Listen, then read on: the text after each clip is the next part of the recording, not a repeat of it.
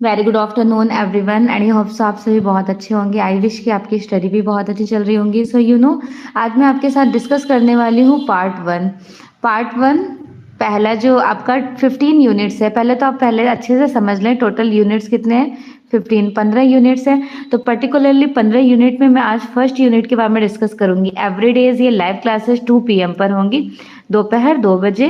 और 2 बजे 1 मंथ का मैंने टारगेट बना रखा है कि 1 महीने में आपका syllabus almost 15 unit cover up कराने की पूरी कोशिश करूंगी और डेफिनेटली इसे कंप्लीट हो भी जाएगा।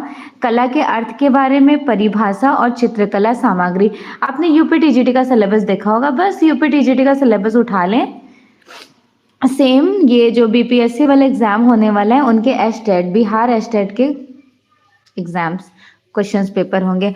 बहुत सारे स्टूडेंट्स ने मुझे कमेंट किए थे कि मैम ये बीपीएससी क्या होता है या फिर बिहार एस्टेट। तो जिस तरह से यूपी में हम लोग गवर्नमेंट जॉब, जैसे आप लोग एलिजिबल हैं गवर्नमेंट जॉब के लिए, तो आपको पहले क्या मैंडेटरी है, टेक्निकल आर्ट। अगर जिनके पास टेक्निकल आर्ट का सर्टिफिकेट नहीं है वो एलिजिबल नहीं है, right. Secondary one thing is that कि टेक्निकल आर्ट के बाद ही आप यूपी में गवर्नमेंट जॉब यूपी टीजीटी के लिए एलिजिबल है। सेम उसी तरह बिहार में बिहार टेट क्वालिफाई करना पड़ता है और इसकी जो रिक्वायरमेंट है, बिहार टेट आप क्वालिफाई करोगे देन आप बिहार में बीपीएससी के एग्जाम के लिए बैठ सकते हैं पेपर देने। सिलेबस बिल्कुल सेम है। यूपी टीजीटी वालों का बहुत अच्छे तरीके से यहाँ रिवीजन होने वाला है।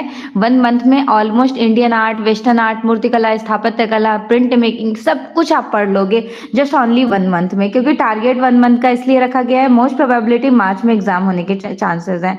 मार्च में आपका एस्टेट का एग्जाम होने का चांसेस है, तो आपको 1 मंथ में मैं पूरा सिलेबस कंप्लीट कराऊंगी। कला का क्या अर्थ होता है, उसकी परिभाषा और चित्रकला में कौन कौन से मटेरियल्स का यूज किया जाता है, ठीक है।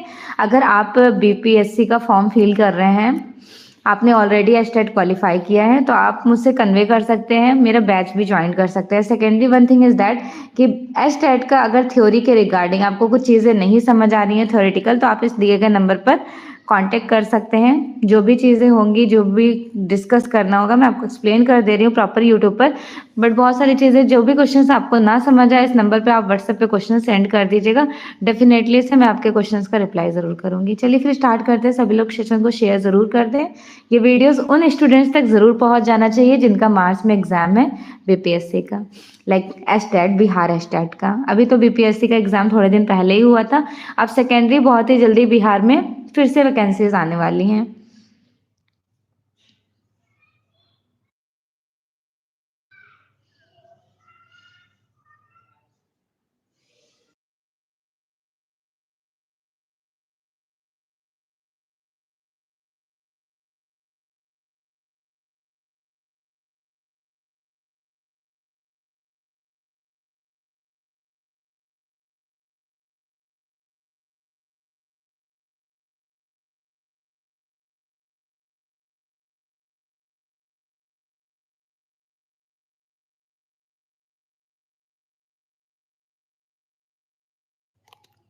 सो एवरीवन, आज आपकी क्लास फर्स्ट है, ठीक है।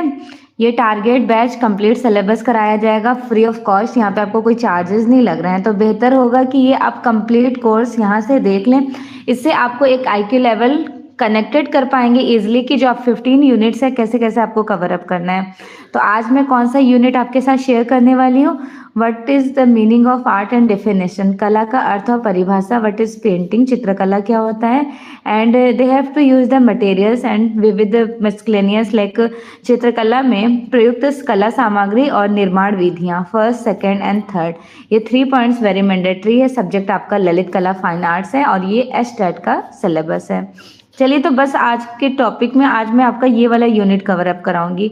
नेक्स्ट डे आपका यूनिट सेकंड डिस्कस किया जाएगा मूर्तिकला के बारे में, थर्ड डे छापा कला के बारे में, फोर्थ डे अप्लाइड आर्ट के बारे में, fifth day Indian art, six day western art and 7 days में आपका designing and art techniques, 8 days में विश्व फोटोग्राफी 8 यूनिट, 9 यूनिट है Indian western and iconography, aesthetic, Indian aesthetic and western aesthetic and included iconography, fundamentals of art के बारे में, लोक कला, आदिम कला and craft, primitive art and folk art and also included the craft. Artist, उनकी paintings, कुछ सर्टेन बुक्स होंगी, आर्ट एग्जीबिशंस होंगी, आर्ट क्रिटिक्स होंगे और कला प्रबंधन। तो चलिए आज का टॉपिक स्टार्ट करते हैं। आज आपका जो चैप्टराइजेशन है उसका नेम है what is the meaning of art. कला के अर्थ, कला की परिभाषा और कला के षडंग के बारे में भी डिस्कस किया जाएगा। होप सो कि आप क्लेरिफाई हो गए। आज आपका पहला यूनिट की क्लासेस होने वाली हैं। व्हाट इज आर्ट, कला क्या होता है। मैं इतना आपसे प्रॉमिस कर रही हूँ, एंड ऑफ द क्लास आपके 1 मंथ में क्लासेस कंप्लीट हो जाएगा। थ्योरी और एमसीक्यूज दोनों मैं लेकर चल रही हूँ ताकि जो भी स्टूडेंट कोई कहीं पे पेड बैच, देखिए ज़रूरी नहीं है कि आप पेड बैच से जुड़ेंगे तभी आपका सिलेक्शन होना है या फिर आप कहीं कोचिंग करेंगे तब आपका सिलेक्शन होना है। कोचिंग से क्या होता है, गाइडेंस मिल जाती है, कम टाइम ड्यूरेशन में आपको सारे कंटेंट मिल जाते हैं। इसलिए मैं बोलती हूँ, सजेस्ट करती हूँ कि यूट्यूब पे क्या होता है, मैं पूरी क्लासेस लूँगी, जिन्होंने तैयारी कर रखी है उनका बड़े अच्छे तरीके से रिविजन हो जाएगा।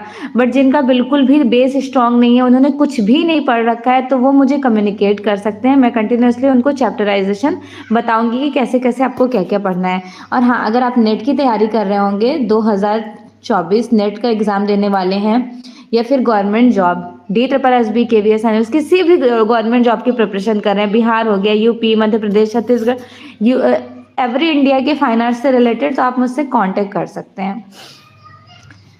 कला, कला क्या होता है, कला किस भाषा का शब्द है, तो ये संस्कृत भाषा का शब्द है जो कल या कर धातु से लिया गया, जिसका अर्थ होता है सुंदरदायी, प्रेरित, अट्रैक्टिव।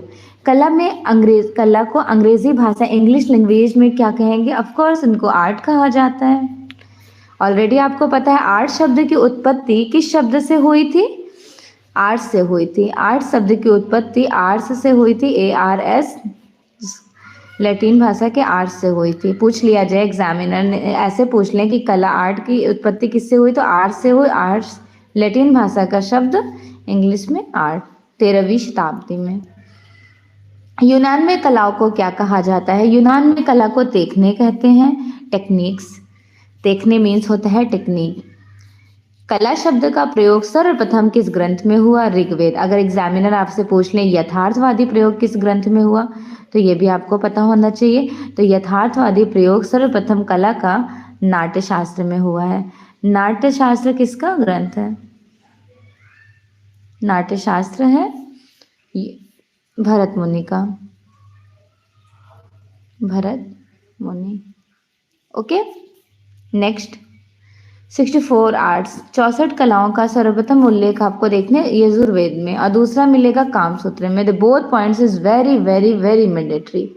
इनको आपको डेफिनेटली से याद रखना है क्योंकि 64 प्रकार की कलाएं तो ऑलरेडी आपको पता है, कामसूत्र में मेंशन की जाती हैं और यजुर्वेद में भी 64 टाइप्स ऑफ आर्ट के बारे में फर्स्ट टाइम डिस्क्रिप्शंस मिलते हैं।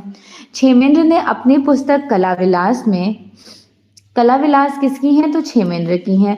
कला विलास पुस्तक पूछी जाती है, क्षेमेंद्र की कला विलास पुस्तक है। कितने प्रकार के कला के बारे में डिस्क्राइब किया गया है, डिटर्मिनेशन लाइक 64 जनोपयोगी, 64 सुनारों की कला, 64 वैश्यों की कला, 10 है भैषज कला, 16 है कायस्कों की कला एंड 100 सार कलाएं, 32 धर्म, अर्थ, काम, मोक्ष से संबंधित एंड 32 मत्सरशील, प्रभाव और मानस की कला।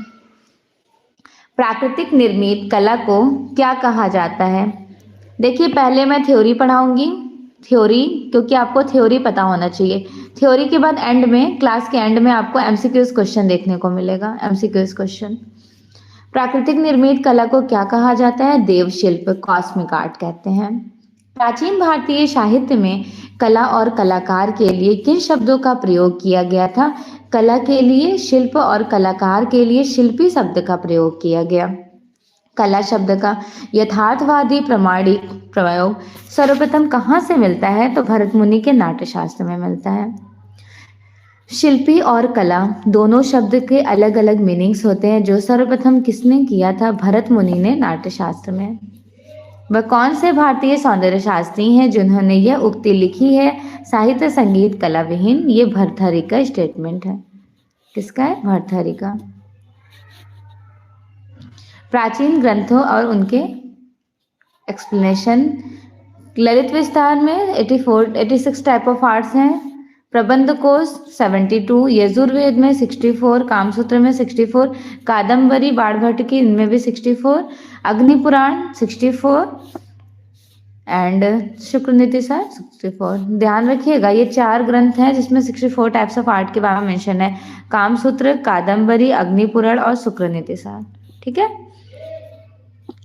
भोग क्या होता है? किसी भी कलाकृति की रचना का मूल आधार भोग तत्व कहलाते हैं, जैसे कविता युक्त शब्द, चित्र युक्त होने वाले कलर्स, स्कल्पचर्स जो बनाते हैं, मटेरियल्स मिट्टी, सीमेंट और पत्थर का यूज होता है। एक तरह से कहा जाएगा इनको प्लास्टिक आर्ट। कला किसे कहते हैं? What is art? Like a different philosopher, they have to determine the clarify out of like art is an imitation of imitation, and the another thing is that आप जितने भी philosophers को पढ़ेंगे सबका डिफरेंट है। आपके पर्पज से art कुछ और हो सकता है, मेरे पर्पज से कुछ और हो सकता है। ठीक है, तो यही बात ये कही जा रही है। यहाँ पे बताया गया है कला क्या है? सामान्य रूप के कुशलता पूर्वक किया गया कोई भी कार्य, ईजिली किसी चीज़ को कम्युनिकेट करना जो बहुत जल्दी से व्यूवर्स को भी समझ में आ जाए, वो कला है।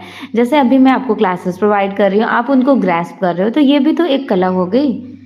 विषय वस्तु किसे कहते हैं? भोग तत्व में रूप बनकर कृति के विषय वस्तु का स्थान ग्रहण करते हैं। राइट। अभिव्यक्ति किस प्रकार? अभिव्यक्ति दैट मीन्स एक्सप्रेशन। एक्सप्रेशन आप रूप द्वारा रिप्रेजेंट करोगे।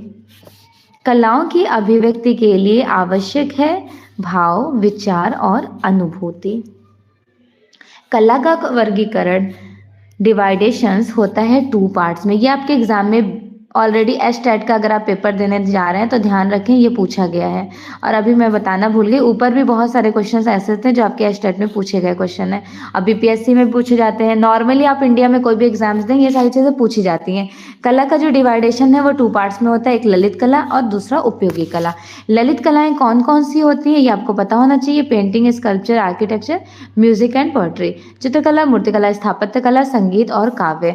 उपयोगी कला useful art. For example Allahabad, Banaras का ले लीजिए साड़ी, भदोई का कारपेट, अलीगढ़ का ताला, बहुत सारी जो फेमस जगह के फेमस हैंडमेड चीज़ें होती हैं।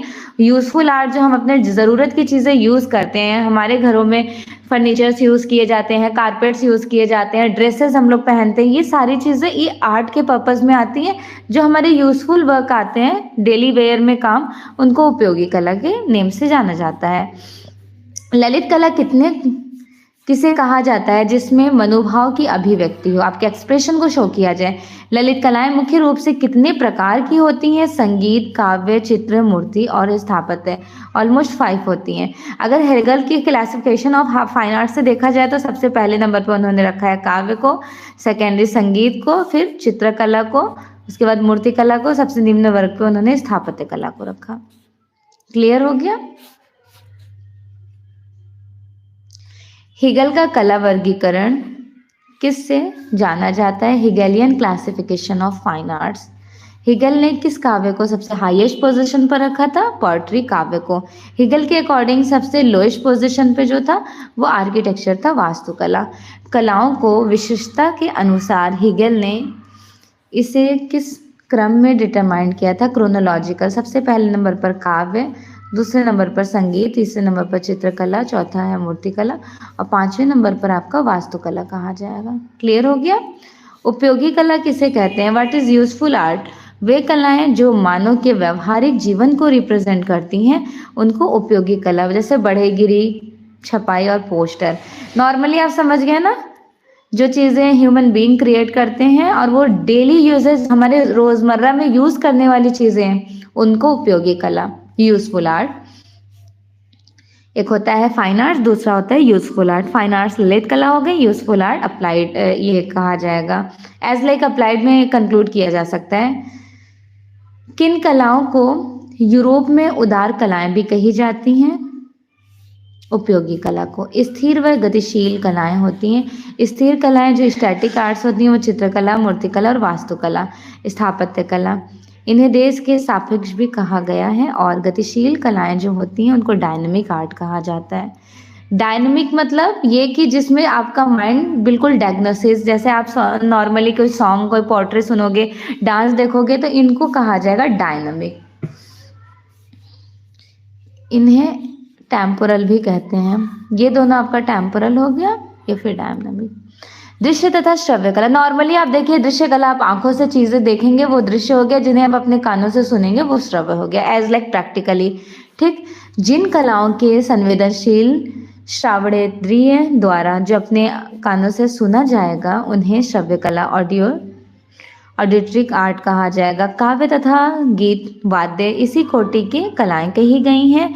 जिन कलाओं को नेत्रेंद्रिय द्वारा ग्रहण किया जाता है उसे दृश्य कला विजुअल आर्ट्स कहते हैं, like painting, sculpture, architecture and dance, ये सारी चीज़ें इंक्लूडेड हो जाएंगे जिससे आप विजुलाइज करेंगे चीज़ों को। निम्न व उच्च कलाएं कौन सी होती हैं, लाइक पात्र कला, खिलौने, वस्त्रों की कारीगरी एवं आभूषण। निम्न कलाएं जैसे माइनर आर्ट्स, वास्तु, मूर्ति एवं चित्र को उच्च कलाएं मेजर आर्ट्स में इंक्लूडेड किया जाता है।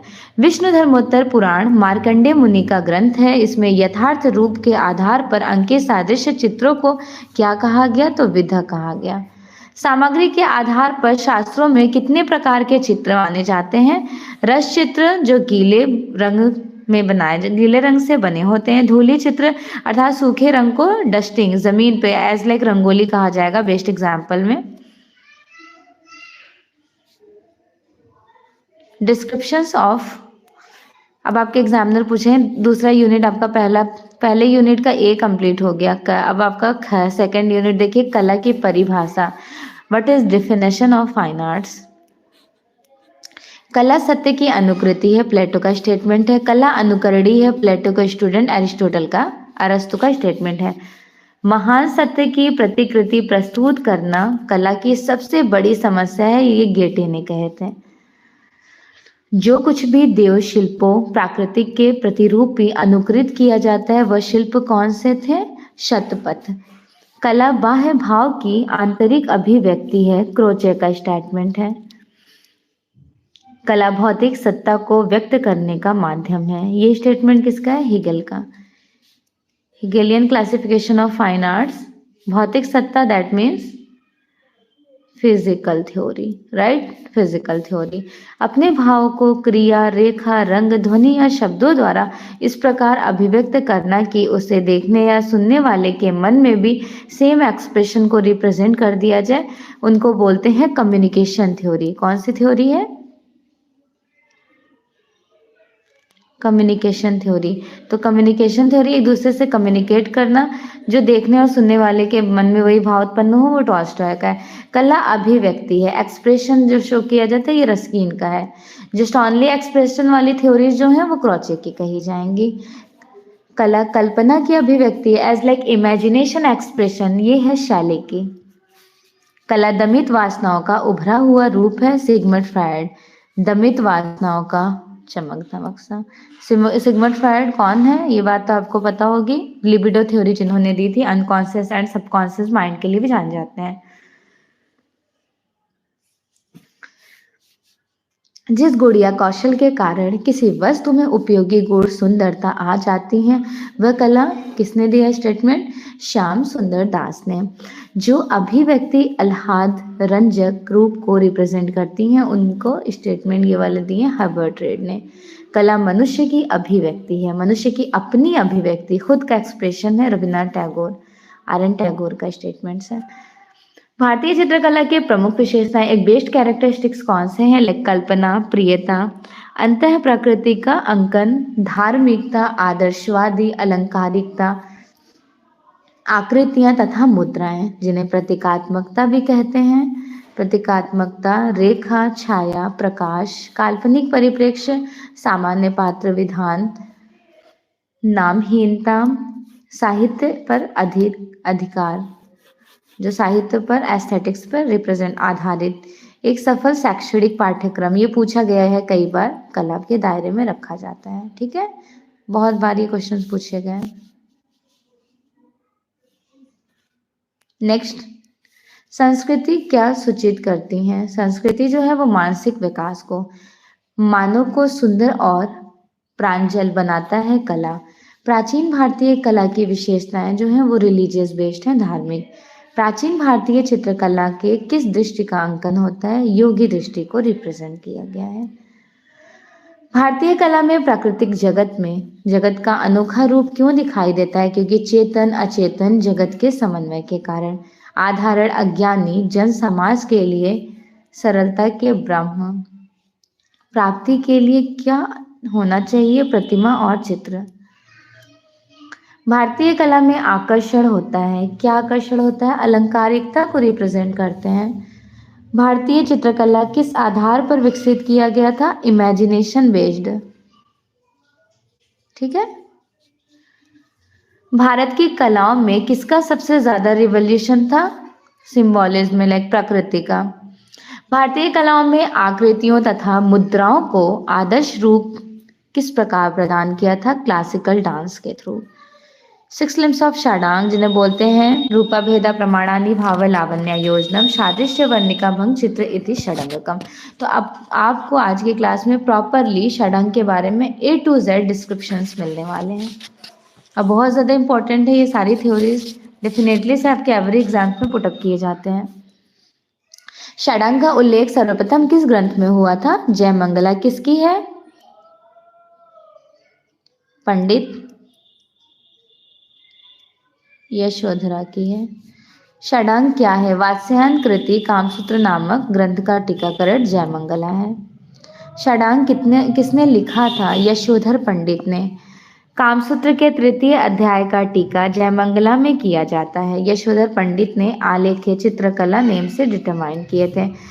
रूप भेद मतलब अपीयरेंस ऑफ नॉलेज, रूपों की विविधता। प्रमाण मीन्स मेजरमेंट, सही अनुपात। भाव मीन्स एक्सप्रेशन, अनुभव करना, किसका कैसा एक्सप्रेशन है।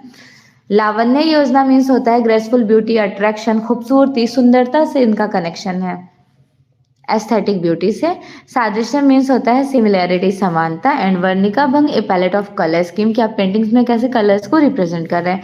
रूपभेद प्रमाणानि भाव लावण्य योजनम सादृश्य वर्णिका भंग इति चित्र षडंगकम नामक सूक्त कहाँ पर लिखा गया था? जयमंगला पंडित यशोधर के। अब रूपभेद होता क्या है? इंग्लिश में इनको बोलते हैं अपीयरेंस ऑफ नॉलेज, मतलब रूप की विविधता। नॉर्मली देखा जाए तो आपके पेरेंट्स, मम्मी का फेशियल एक्सप्रेशन अलग, फादर का अलग, अंकल का अलग, आंटी का अलग, फ्रेंड्स का अलग, कजिन्स का अलग, सब डिफरेंट डिफरेंट, कोई किसी से सिमिलर नहीं है। गॉड ने दुनिया में इतने लोगों को क्रिएट किया है लेकिन सब अलग अलग फीचर्स के हैं। तो वही रूप की विविधता, मतलब उससे आप लोगों को पहचान सकते हैं। ऐसा तो है नहीं कि मदर को फादर, फादर को मदर या सिस्टर को कुछ और बोल देंगे।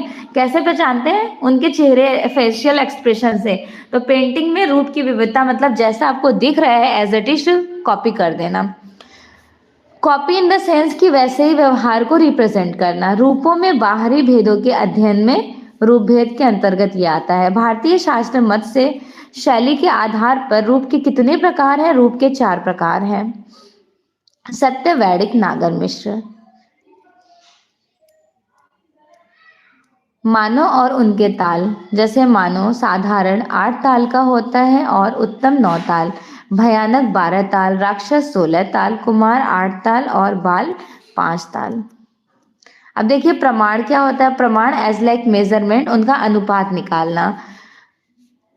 अनुपात सीमा या फिर लंबाई, चौड़ाई, शरीर के डिफरेंट डिफरेंट टाइप्स के सबके हाइट्स होते हैं, वो प्रमाण होता है। माइकल एंजेलो ने 8 इन्होंने अपनी मूर्ति की हाइट 8 रखी थी। और नॉर्मली शुक्राचार्य के पुरुषाकृतियों को किन प्रकार माना जाता है? 5 प्रकार से, नर, क्रूर, असुर, वामन और कुमार। ओके। आदर्श मनुष्याकृति के लिए भारत में कौन सा ताल सबसे ज्यादा प्रमाणित किया गया? 9 ताल। प्रमाण का एक अंश क्या कहलाता है? एक ताल। देखिए एक उंगली जो, एक हमारी जो फिंगर्स होती है उंगली की मोटाई होती है, और जो ये उंगली हमारा हाथ है उसकी जो ये 4 उंगलियां होती हैं, 4 उंगली की थिकनेस जो है उससे ऐड कीजिए 12 अंगुल। 12 अंगुल मतलब एक ताल। एक ताल क्या होता है? तो एक सिर बराबर एक ताल, एक सिर को एक ताल कहते हैं।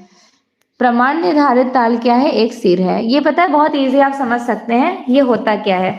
सपोज करें आपको कुछ पेंटिंग्स ड्रॉ करनी है, किसी का फिगरेटिव। सपोज करें मैं सिंपली मैं बताती हूँ कि मुझे आपका पेंटिंग बनाना है, तो मैं फिगर्स आपको ड्रॉ करने से पहले पहले आपका हेड का मेजरमेंट लूंगी। जितना बड़ा मेरा पेपर होगा, सपोज कीजिए मेरा पेपर इतना बड़ा है, या फिर कैनवस, या फिर आप बना रहे हैं तो आपका पेपर कैनवस इतना बड़ा है, आपका ये एक हेड है, पहले तो आप उसके अकॉर्डिंग जजमेंट करेंगे। ये आपका कैनवस है, कैनवस में आपने इतना बड़ा एक सर ले लिया। अब इसी के हिसाब से लीजिए 2 3 4 5 6 और 7।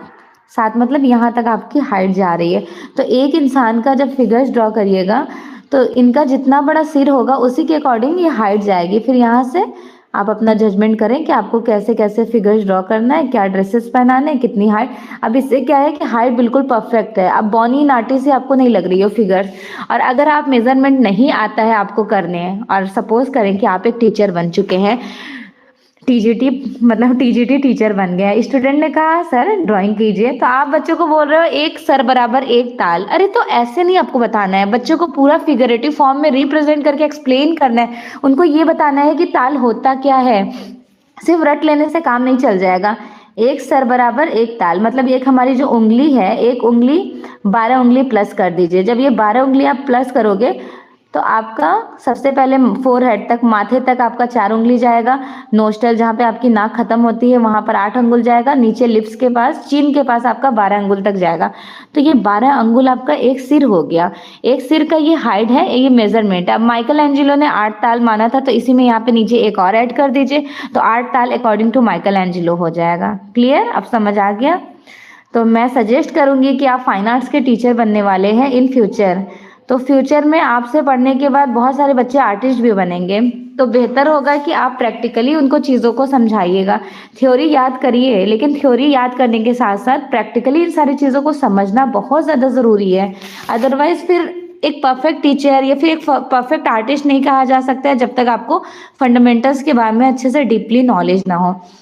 फंडामेंटल्स पेंटिंग बनाने का एक डिमेंशन सिखाता है तरीका। प्रमाण निर्धारण में एक ताल बराबर एक सिर।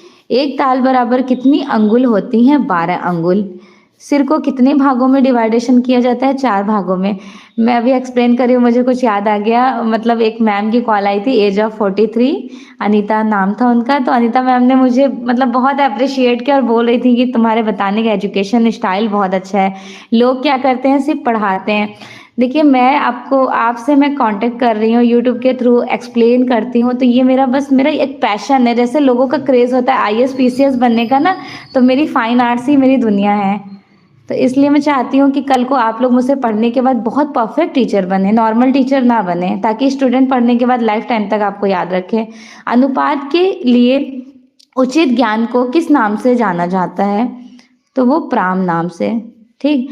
कुछ लोग बहुत ज्यादा डेडिकेशन के साथ पढ़ रहे होते हैं, उनको बस है जॉब चाहिए, जॉब चाहिए। जॉब देखिए तभी लगेगी जब तक आप अपने आप को एक ग्रेट टीचर और एक अच्छे मतलब स्टूडेंट, सिर्फ रट लेना नहीं है। सिर्फ आपको ये टारगेट बनाना है कि हमें टीजीटी में सिलेक्शन लेना है, उसके लिए ये रिक्वायरमेंट है, सारी रिक्वायरमेंट पूरी करनी है। उसके साथ ही साथ अपने अंदर भी ये डालना है कि मेरा क्रेज, मेरा पैशन है। कुछ लोग सोचते हैं कि हमें ये जॉब करनी थी, बस थोड़े टाइम के लिए हम टीजीटी में आ जाते हैं सेफ स्कोर के लिए, फिर तो हम उस जॉब में चले जाएंगे। तो प्लीज़ ऐसा ना करें। अगर आप टीजीटी में सीट्स ले रहे हैं तो बिल्कुल डेडिकेशन और फोकस के साथ अच्छे से स्टडी करके एक फ्यूचर परफेक्ट टीचर बनिएगा। भाव क्या होता है एक्सप्रेशन। भाव मतलब सबके अलग अलग भाव होते हैं, जैसे आकृति की भंगिमा को रिप्रेजेंट करना। भाव कला को क्या देती हैं? ये एक एक्सप्रेशन देती हैं, अभिव्यक्ति। भाव को किससे आप घनिष्ठ कर सकते हो? रसों से। और रस होते कितने हैं? रस वैसे 9 होते हैं। नाट्य शास्त्र में भरत मुनि ने 8 रसों के बारे में एक्सप्लेनेशन दिया है, और जो 9 नंबर का रस है वो शांत रस है। अभिनव गुप्त ने उनकी खोज किए थे। शास्त्रों में रसों की उत्पत्ति, उनके स्थायी भाव भी होंगे। जब 9 रस है तो स्थायी भाव जाहिर सी बात है 9 होंगे। सर्वप्रथम रस सिद्धांत किसने प्रतिपादित किया था? भरत मुनि ने। आरंभ में भरत मुनि ने कितने रसों को रिप्रेजेंट किया था? 8 रसास। ठीक है, 8 रस और 8 स्थायी भाव। वर्तमान में कुल कितने रस को रिप्रेजेंट किया गया था? उल्लेखनीय 9 रस और 9 भाव। ठीक है, भारतीय चित्रकला की आत्मा में। नेक्स्ट, अब रसास देख लीजिए और उनके एक्सप्रेशंस देख लीजिए। श्रृंगार का होता है रति, रेड। हास्य का हास, व्हाइट कलर। करुण का शोक, दुख वाला। वीर का उत्साह, ऑरेंज कलर। क्रोध, जब गुस्सा आता है रेडिश एक्सप्रेशन हो जाता है तो क्रोध, रेड। भयानक, भय। ठीक है, विभुत्सा, जुगुप्सा, घृणा। अद्भुत का आश्चर्य, विस्मय। और शांत का निर्वेग। अद्भुत का कलर पूछा जाता है, येलोइश, याद रखिएगा।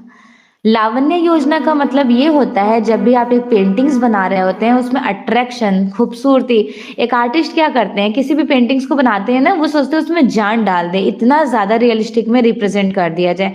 फॉर एग्जांपल आप रैम्ब्रा की पेंटिंग्स देख लें और जैक लुइस डेविड की पेंटिंग्स देख लें और बहुत सारे आर्टिस्ट हैं यूरोप में वो बहुत हाइपर रियलिस्टिक में काम करते थे। तो लावण्य योजना का मतलब बेसिकली यही होता है एस्थेटिक, ब्यूटी, अट्रैक्शन, खूबसूरती।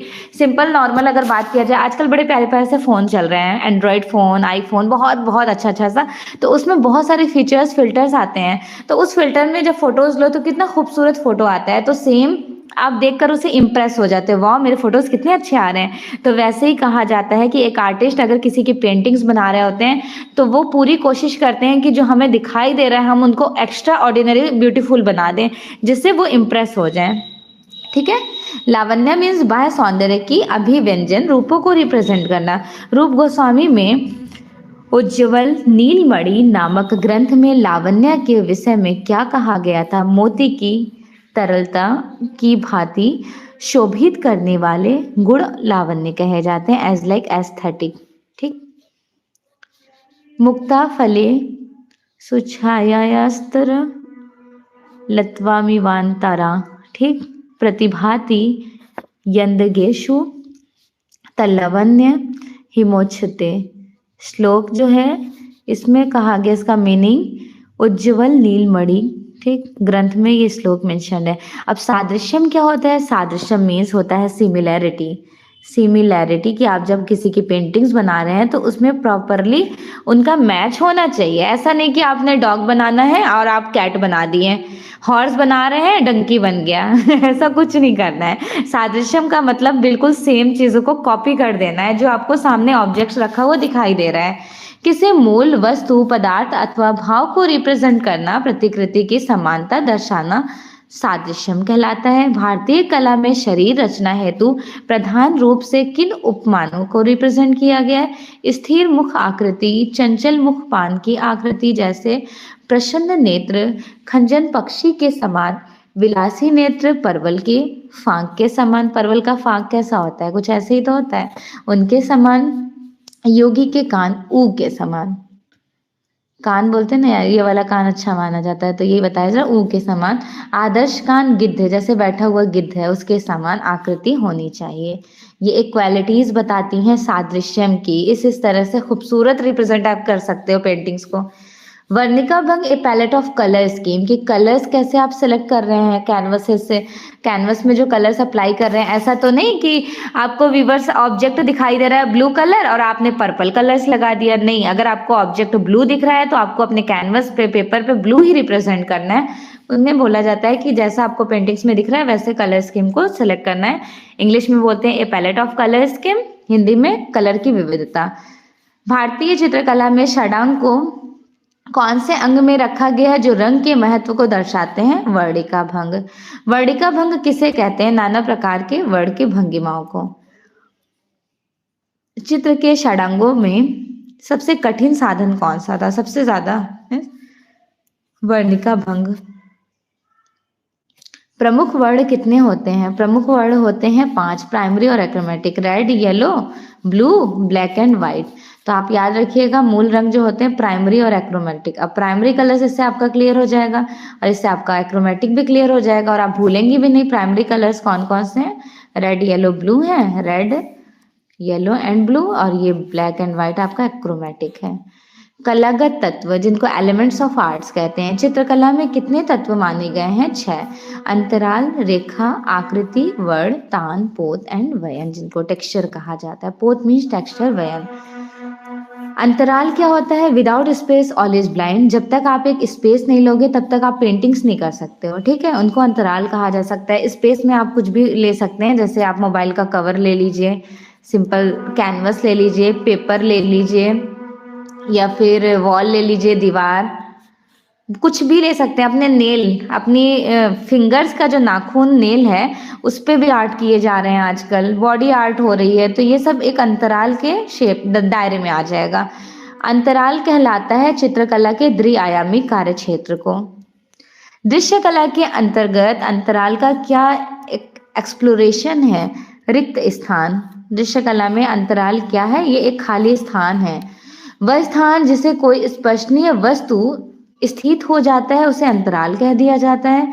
एक शून्य अंतराल ये सक्रियता कब उत्पन्न होता है? केवल एक बिंदु, सपोज करें ये एक आपका अंतराल है, मैंने एक यहाँ पे बिंदी डाल दिया तो इनको कहा जाएगा शून्य अंतराल। क्लियर? किस प्रकार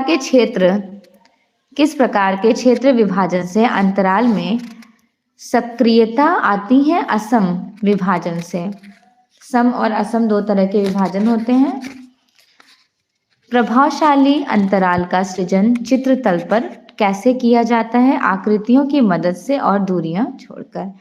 इनमें से कौन सी आकृतियां त्रिआयामी कहला जाती हैं? वृत्ताकार, ओवल नहीं कहे जाएंगे, वृत्ताकार। प्राचीन ग्रंथों में अंतराल को किन किन नामों से जाना जाता है?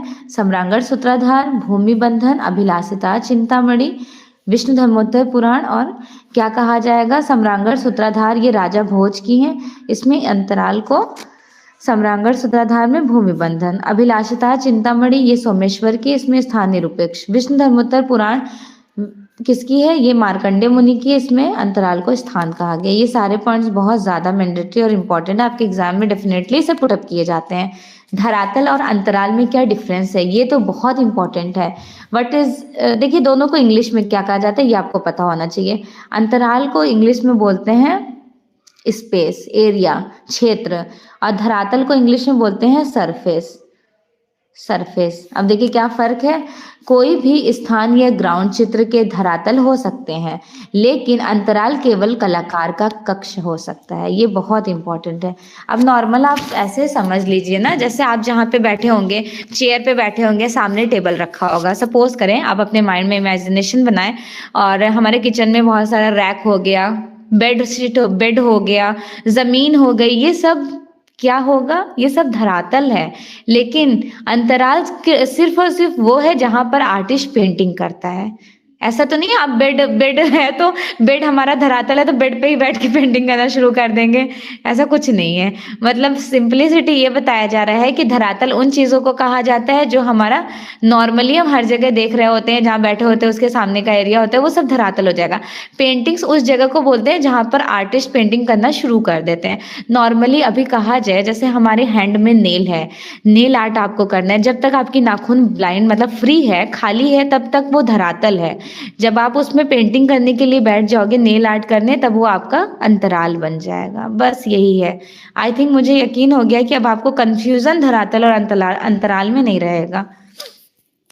सक्रिय और सहायक क्या होता है? तो देखिए सक्रिय क्या होता है और सहायक, ये आपका मैंने पोर्ट्रेट बना दिया, ये आप हो और ये बैकग्राउंड है, तो ये आप जो है आपको कहा जाएगा सक्रिय, आप सक्रिय हैं। सहायक बैकग्राउंड है।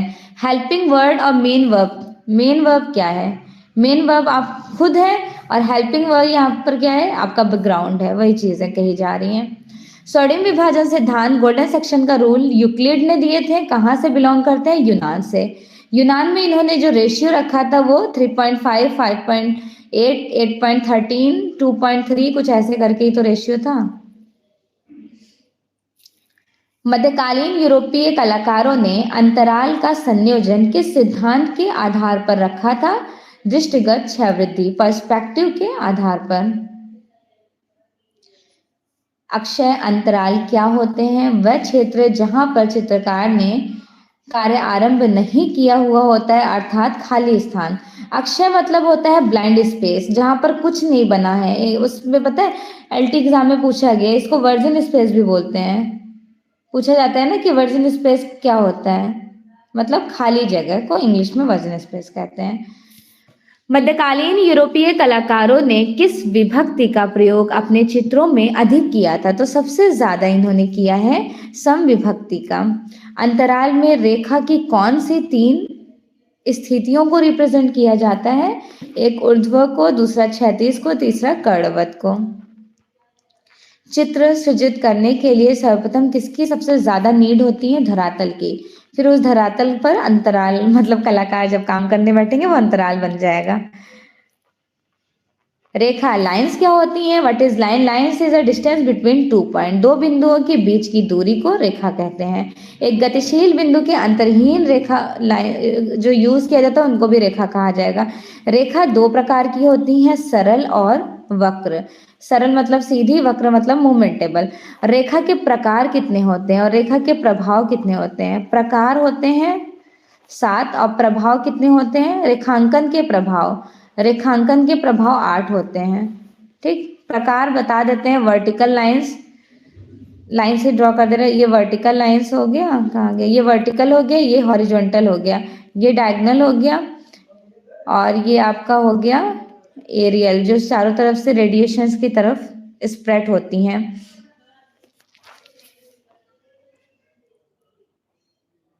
डिफरेंट डिफरेंट टाइप के जो होते हैं, जिगजैग हो गया, बहुत सारे लाइंस, पूरे 7 होते हैं, उनको याद कर लीजिएगा। सरल रेखाएं मतलब किसी बिंदु से एक सरल निश्चित दिशा को खींचती हुई जाती हैं, वो सरल रेखाएं कहलाती हैं। वक्र रेखा क्या होता है? यदि रेखा खींचने की दिशा बदल जाए तो उसे वक्र रेखा कह देंगे। स्केचिंग्स क्या होता है? What is the difference between sketching and drawing? तो स्केचिंग्स या ड्राइंग, ये दोनों में क्या डिफरेंस है? शीघ्रता से रेखाएं खींचकर जो चित्रांकन किया जाता है उसे स्केच कहते हैं, और जो स्थिर मन से किया जाता है उसे अंकित ड्राइंग कहते हैं। मतलब नॉर्मली आप ये समझ लें, स्केचिंग में आपको फास्टली रैपिड स्केचिंग करना होता है, ड्राइंग में आप इत्मीनान से धीरे धीरे डिटेलिंग कर सकते हैं और फाइन और फिनिशिंग काम कर सकते हैं। बाह्य रेखांकन आउटलाइन तथा सीमा रेखांकन काउंटर लाइंस में क्या डिफ्रेंसिएशन है? Is this very important. Outlining का मतलब होता है, सपोज कीजिए हमने ये जग बनाया, ग्लास बनाया या फिर जग बना दिया, तो ये जो है बस ये आउटलाइनिंग है। अब काउंटर लाइंस क्या है? किसी भी आकृति की बाहरी रेखाओं को बाह्य रेखा कहते हैं, मीन्स आउटलाइनिंग, और आकृति के समांतर उभरे हुए स्थानों को रेखा सीमित, उन्हें सीमांतर रेखांकन कहते हैं। जो ये चीजें उभरी हुई हो, ये है सीमांतर रेखांकन। ये आपको उभरी हुई से दिख रही है ना, ये वाला पार्ट सीमांतर रेखांकन में चेंजेस हो जाता है काउंटर लाइन में। वॉश ड्राइंग किसे कहते हैं? आकृति में कहीं कहीं तुलिका द्वारा रंग को पतले वॉश लगाकर आवश्यक अपने अकॉर्डिंग सीमाओं के रेखा को रिप्रेजेंट किया जाता है, उन्हें मिश्रित पद्धति वॉश ड्राइंग कहा जाता है। वॉश ड्राइंग बेसिकली आप जो ड्राइंग कर लेते हो, वॉश करना मतलब धुलना टाइम टू टाइम। चित्रकला में सबसे ज्यादा किसका रोल है? लाइंस का। चित्र में रेखा के थ्रू आकृति को रूप प्रदान होती है, प्रवाह पैदा करती हैं तथा चित्र को उभारती हैं। भारतीय चित्रकला में रंग के साथ सबसे ज्यादा जो रोल था वो लाइंस, रेखा का था। निम्न में से भारतीय अलंकरण की प्राचीन विशेषता रेखा रही है। रेखा द्वारा भाव प्रदर्शित करते हैं। अजंता में 20 प्रकार की रेखा का प्रयोग किया गया है। प्रागैतिहासिक चित्रों में सबसे ज्यादा इंपॉर्टेंस किसका था? लाइंस, रेखा का। चित्रकला में प्रमाण जान आता है लय, रेखा और रंग से। चित्रकला में धरातल की कितनी सतह होती हैं? 2। एक पूर्ण चित्र में कितने ग्राउंड्स होते हैं? ये भी काफी बार पूछा गया क्वेश्चन है। तो ग्राउंड्स 3 होते हैं। For example sky area, middle area और लैंड एरिया। ठीक है, मोनालिसा के चित्र में भी 3 डायमेंशनल को फॉलो किया गया। अलंकारिक आलेखन किन रेखाओं से रिप्रेजेंट किया जाता है? अलंकारिक करते हैं लयात्मक से।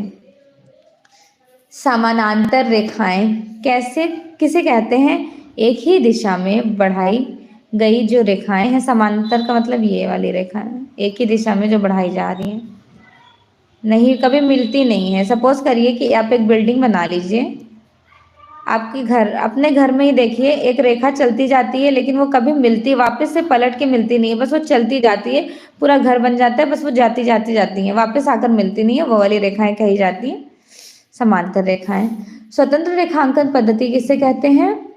वेस्ली कंडेंस्की ने यूज किया था। स्वतंत्र रेखांकन मतलब फ्री हैंड ड्राइंग, राइट।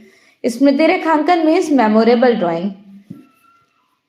रेखांकन 8 प्रकार के होते हैं, ये ध्यान रखिएगा। किसी भी वस्तु या प्राकृतिक उपदान को प्रत्यक्ष देखे बिना पूर्व देखे हुए आधार पर यथावत चित्रित कर देना। ठीक है, शीघ्रता से किया गया रेखांकन क्या कहलाता है? इजिली आप करोगे स्पीडली तो उसे स्केचिंग कहेंगे। हैचिंग क्या होता है? फॉर एग्जाम्पल हमने एक ऑब्जेक्ट बनाया, इसे ऐसे कर दिया, अब ये हो गया हैचिंग। ये है रेखावर्तना हैचिंग। अब इसे कट कर देंगे तो ये हो जाएगा क्रॉस हैचिंग। ऊपर की ओर जाने वाली रेखाओं में प्रभाव दर्शाया जाता है महत्वाकांक्षी प्रभाव। कुंडलित रेखाएं क्या व्यक्त करती हैं? कुंडलित रेखाएं जो है ये लयात्मक को शो करती हैं। चित्र में कड़वत रेखाएं किस भाव को रिप्रेजेंट करती है? व्याकुलता, बेचैनी, घबराहट को। अंगों की गणनशीलता प्रदर्शनी करने के लिए गोलाई में रेखा छायांकन को क्या कहते हैं? इनको बोला जाएगा एक्सियल शेडिंग। अनुभूति रेखांकन कुछ बिंदुओं के मध्य में रेखीय प्रभाव अनुभूति रेखांकन कही जाती हैं। चित्र में वक्र रेखाएं क्या रिप्रेजेंट करती हैं? वक्र रेखाएं लय और गति को। क्षैतिज रेखाएं कैसी होती हैं? विश्राम के प्रतीक। अब स्टार्टिंग हो जाता है आकृति, जिनको बोला जाता है शेप, और फॉर्म कहा जाता है रूप को। यहाँ गलत लिखा हुआ है, रूप मतलब होता है फॉर्म और शेप मतलब होता है शेप मतलब होता है आकृति। कला की आवश्यकताओं के आधार पर रूप और आकृति के कितने भेद हैं? 2 हैं, सक्रिय और निष्क्रिय। सक्रिय में पॉजिटिव, निष्क्रिय में रिलेटिव। वर्गाकार आकृति किस भाव के प्रतीक हैं? इनका भाव कैसा था? तो कठोरता को शो करती हैं। निरंतर गतिशील युक्त सौंदर्य किस प्रकार की आकृति में व्यक्त होती है? वृत्ताकार आकृति में। ऊर्ध्वमुखी त्रिभुज किसका प्रतीक है? ऊपर की ओर एवं लिंग का। केश, पर्वत, सर्प, लहरें आदि रूप के किस प्रकार की रेखा को रिप्रेजेंट किया गया? लहरदार, एज लाइक मूवमेंटेबल। केस, पर्वत, लहरदार। आप नॉर्मली पहाड़ बनाइए, पर्वत बनाइए, बालों का केस बनाइए, ये सब लहरदार रेखाएं ही तो हो जाएंगी। आकृति की रचना किस तत्व से नहीं किया जाता है? अंतराल। किस प्रकार की आकृतियां सादृश्य मूलक नहीं होती हैं? एब्स्ट्रैक्शन में कोई सादृश्य का मतलब सिमिलैरिटी। एब्स्ट्रैक्शन में कहाँ कोई फिगर होता है? जब फिगर नहीं होता है तो वो जाहिर सी बात है सादृश्य की मूलभूत हुई ही नहीं। इनमें से कौन सा तत्व आकृति में संबंधित नहीं है? काल, समय संबंधित नहीं है। रूप किसे कहते हैं? रूप वह स्थान है जिसका निश्चित आकार और वर्ण होता है। जैसे आपका फेस, आपके फेस को क्या कहा जाएगा? रूप कहा जाएगा। सबका अलग अलग रूप होता है। अवायवीय भार संतुलन की दृष्टि से रिप्रेजेंट किया जाता है 2। सममात्रिक रूप सिमेट्रिकल्स होते हैं, असममेट्रिक असिमेट्रिकल। सिमेट्रिकल किसको कहा जाएगा? ये ग्लास हो गया। असिमेट्रिकल क्या है? जग। इसमें हैंडल लगी हुई है तो इसे बीच से काटेंगे तो इक्विवेलेंट पार्ट में कट नहीं होगा, इसलिए ये हो गया आपका असिमेट्रिकल। सिमेट्रिकल ग्लास है। क्यों कहा जाता है इनको सिमेट्रिकल? क्योंकि ये बीच से कट करने पे इक्विवेलेंट पार्ट में ये डिवाइडेड हो सकता है। किसी रचना के प्रमुख 2 तत्व क्या होते हैं? रूप और स्थान। निम्न में से कौन सी रूपरत कला तत्व नहीं है? कोलाज। स्थिर मुख आकृति कौन सी है? अंडाकार। चंचल मुख आकृति होती है, कैसी होती है चंचल मुख? पान की जैसी। प्रसन्न नेत्र किसके समान है? खंजन पक्षी के समान। योगी का कान किसके समान है? ऊग के समान। अभी आपने पढ़ा ही था। Next, identity drawing. आइडेंटिटी जो ड्राइंग होती हैं वो कैसी होती हैं? विटनेस, बोलकर किसी दूसरे को, जब कोई व्यक्ति बोलकर एक्सप्रेस करता है। ऑडियोग्राफी जिसको कहा जाएगा। ऑडिट, व्यक्ति के व्यक्तित्व का वर्णन, वर्बल डिस्क्रिप्शंस कहे जाएंगे इनको। अंकन किसे कहते हैं? अंकन मीन्स पेंसिल, पेन या फिर किसी अन्य माध्यम की सहायता से पेंट करना। यांत्रिक अंकन क्या होता है? यंत्रों के द्वारा मापतौल का आधार रिप्रेजेंट कर देना। यंत्रों से खींची गई रेखा क्या कहलाएगी? हार्डनेस, उसमें होता है कठोर। प्रमाण की दृष्टि से भारतीय चित्रकारों ने कितने प्रकार के रूप भेदों का वर्णन किया? 5। मानव, भयानक, राक्षस, कुमार और बालक। माइकल एंजेलो ने अपने अकॉर्डिंग अपने स्कल्पचर्स में 8 ताल माना है। 8 ताल मतलब एक हेड, एक सिर जो होता है वो एक ताल होता है, और एक ताल जो होता है वो 12 उंगली की थिकनेस मोटाई होती है। प्रमाण निर्धारण में ताल या इकाई को क्या कहते हैं? ताल या इकाई एक सिर है, ठीक है, एक सिर। लॉ ऑफ रिलेशनशिप किसे कहा जाएगा? प्रमाण को। सिर में कितने भाग होते हैं? 4 होते हैं। कैसे पता? तो इसका डिवाइडेशन जब भी बोलते हैं ना मैम, टीचर्स जब डिवाइडेशन करते हैं तो इस तरह, यहाँ पर आपकी आंखें बनती है, एक ये वाला पोर्शन, दूसरा, तीसरा, चौथा। यहाँ पर आपके नोस्ट्रल्स बनते हैं, यहाँ आपके लिप्स बनती है, और ये चिन हो जाता है। तो 4 भाग में डिवाइडेशन किया जाता है। वर्ड कलर्स क्या होते हैं? वर्ड शब्द की उत्पत्ति सर्वप्रथम किस ग्रंथ से लिया गया है? ऋग्वेद से।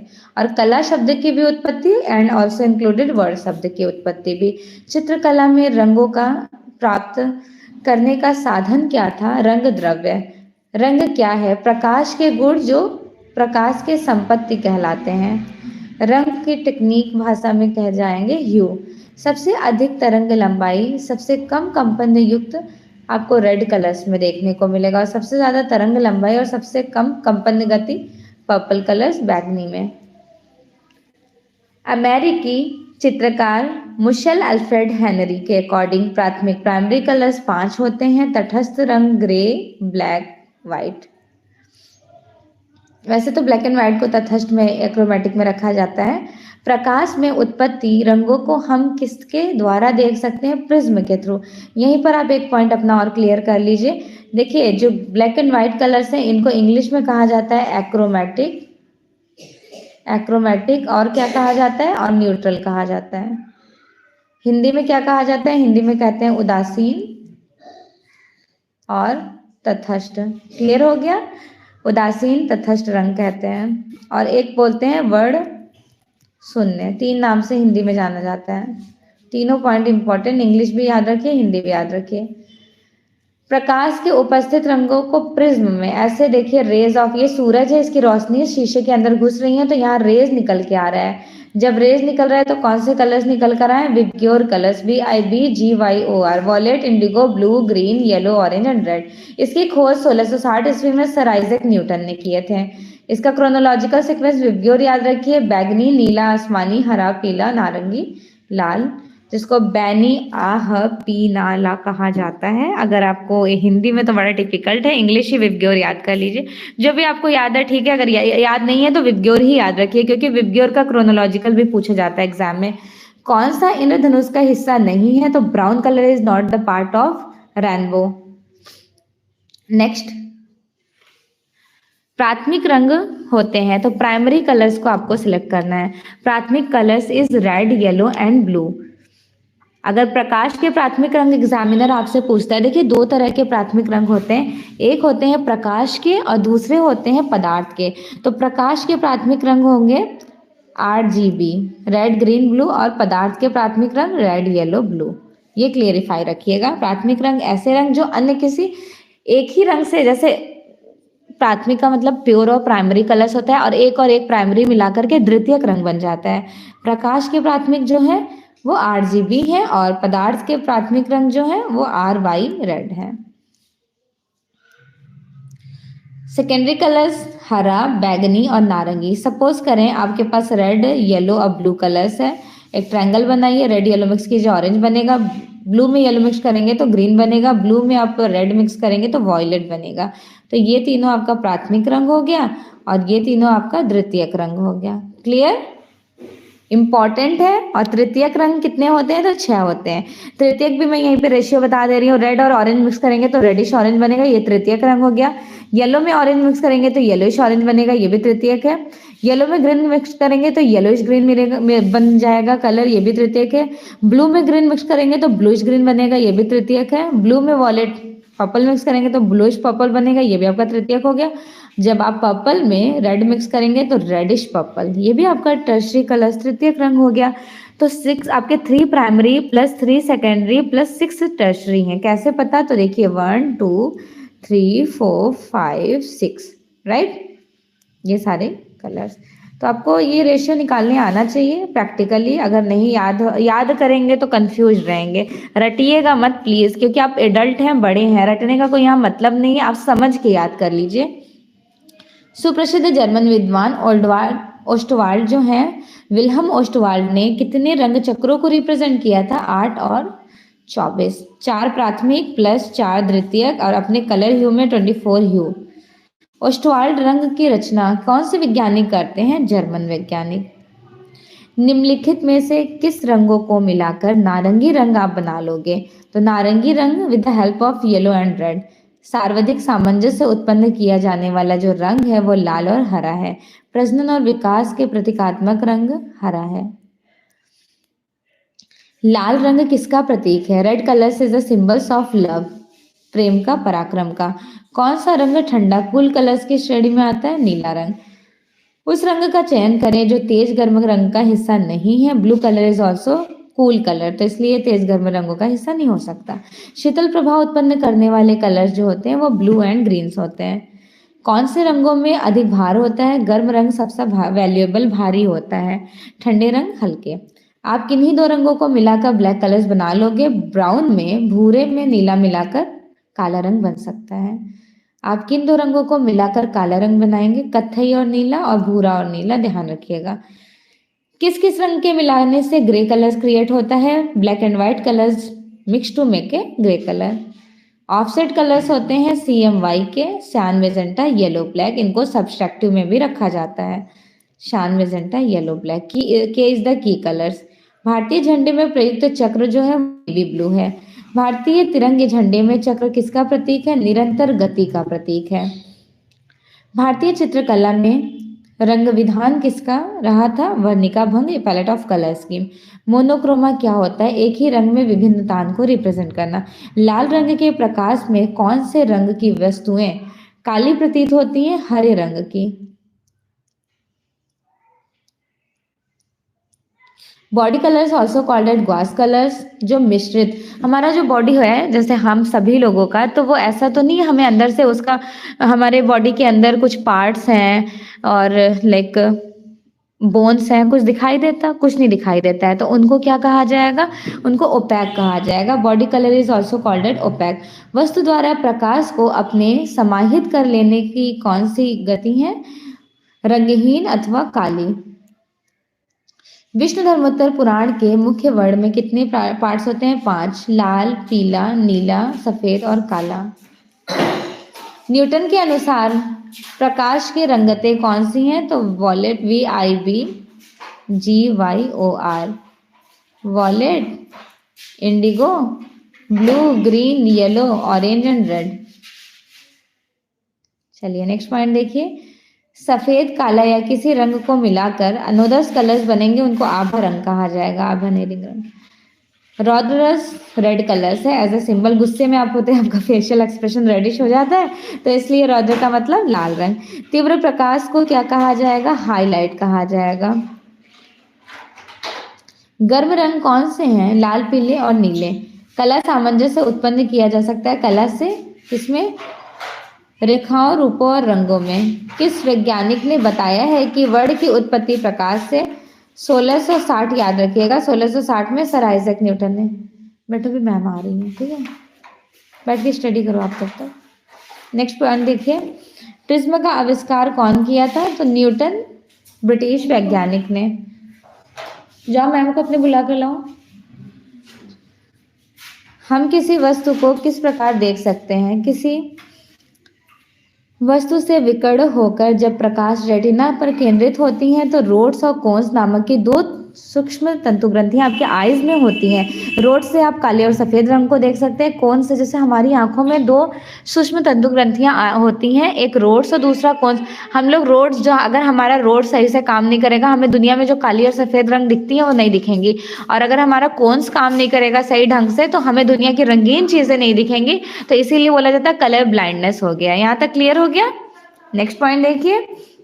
मनोवैज्ञानिक आधार पर मुख्य रंगतें कौन सी हैं? तो हरी, पीली, लाल और नीली। द्वितीयक रंगतें, मुख्य रंगतें मिलाने से द्वितीयक रंग बनता है। Primary colours to mix create secondary colours. जब आपने रेड में येलो मिक्स किया ऑरेंज कलर बन गया, येलो में ब्लू मिक्स किए ग्रीन बन गया, येलो में ब्लू मिक्स किए तो पर्पल कलर बन गया। टर्शरी कलर्स कितने होते हैं? तो 6 होते हैं। एकांकी वर्ण योजना किसे कहते हैं? एक ही रंगत के विविधताओं को मिक्स करना। एक सेकंड।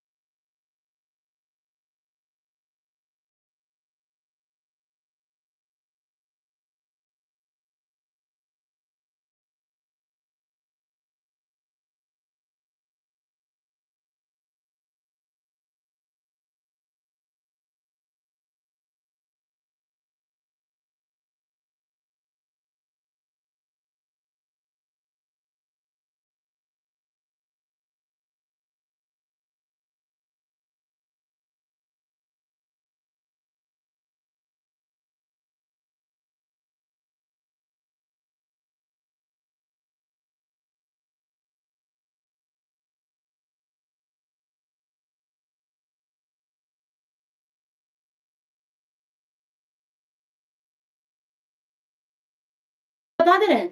चलिए अगला पॉइंट, चुप हो जाइए। अगला पॉइंट देखिए, रंगों की अधिक सबसे ज्यादा मिलाने से उसकी वैल्यू मान खत्म हो जाती है। विरोधी वर्ण योजना किसे कहते हैं? वर्ण चक्र में स्थित आमने सामने वाले कलर्स को विरोधी अपोजिट कलर्स कहते हैं। जैसे हरे का विरोधी लाल, नारंगी। हरे का देखिए लाल होता है, नारंगी का नीला होता है और बैगनी का पीला। और कैसे पता, आप कैसे निकालोगे इसका वो मान? जैसे बताई थी ना, याद करने से बेहतर आप समझ लें।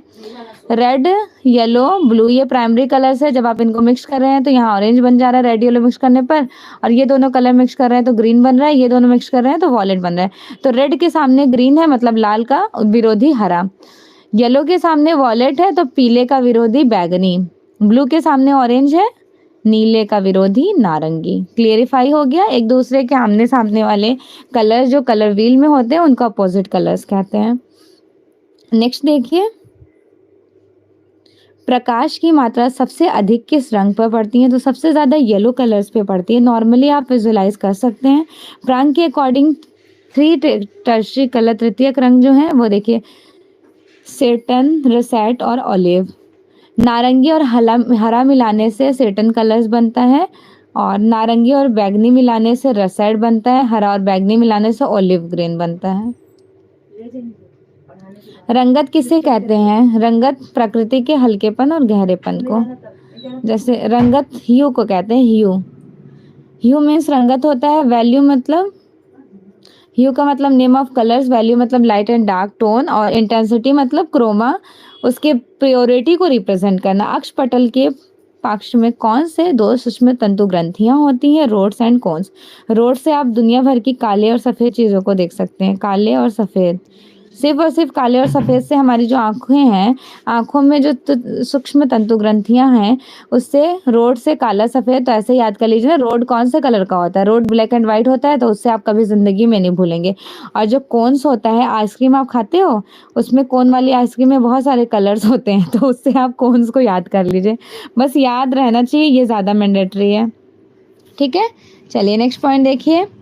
काले और सफेद की जो दृश्यानुभूति होती है एज लाइक, वो किससे होती हैं? तो अभी हमने आपको बता दिया, रोड से होती हैं।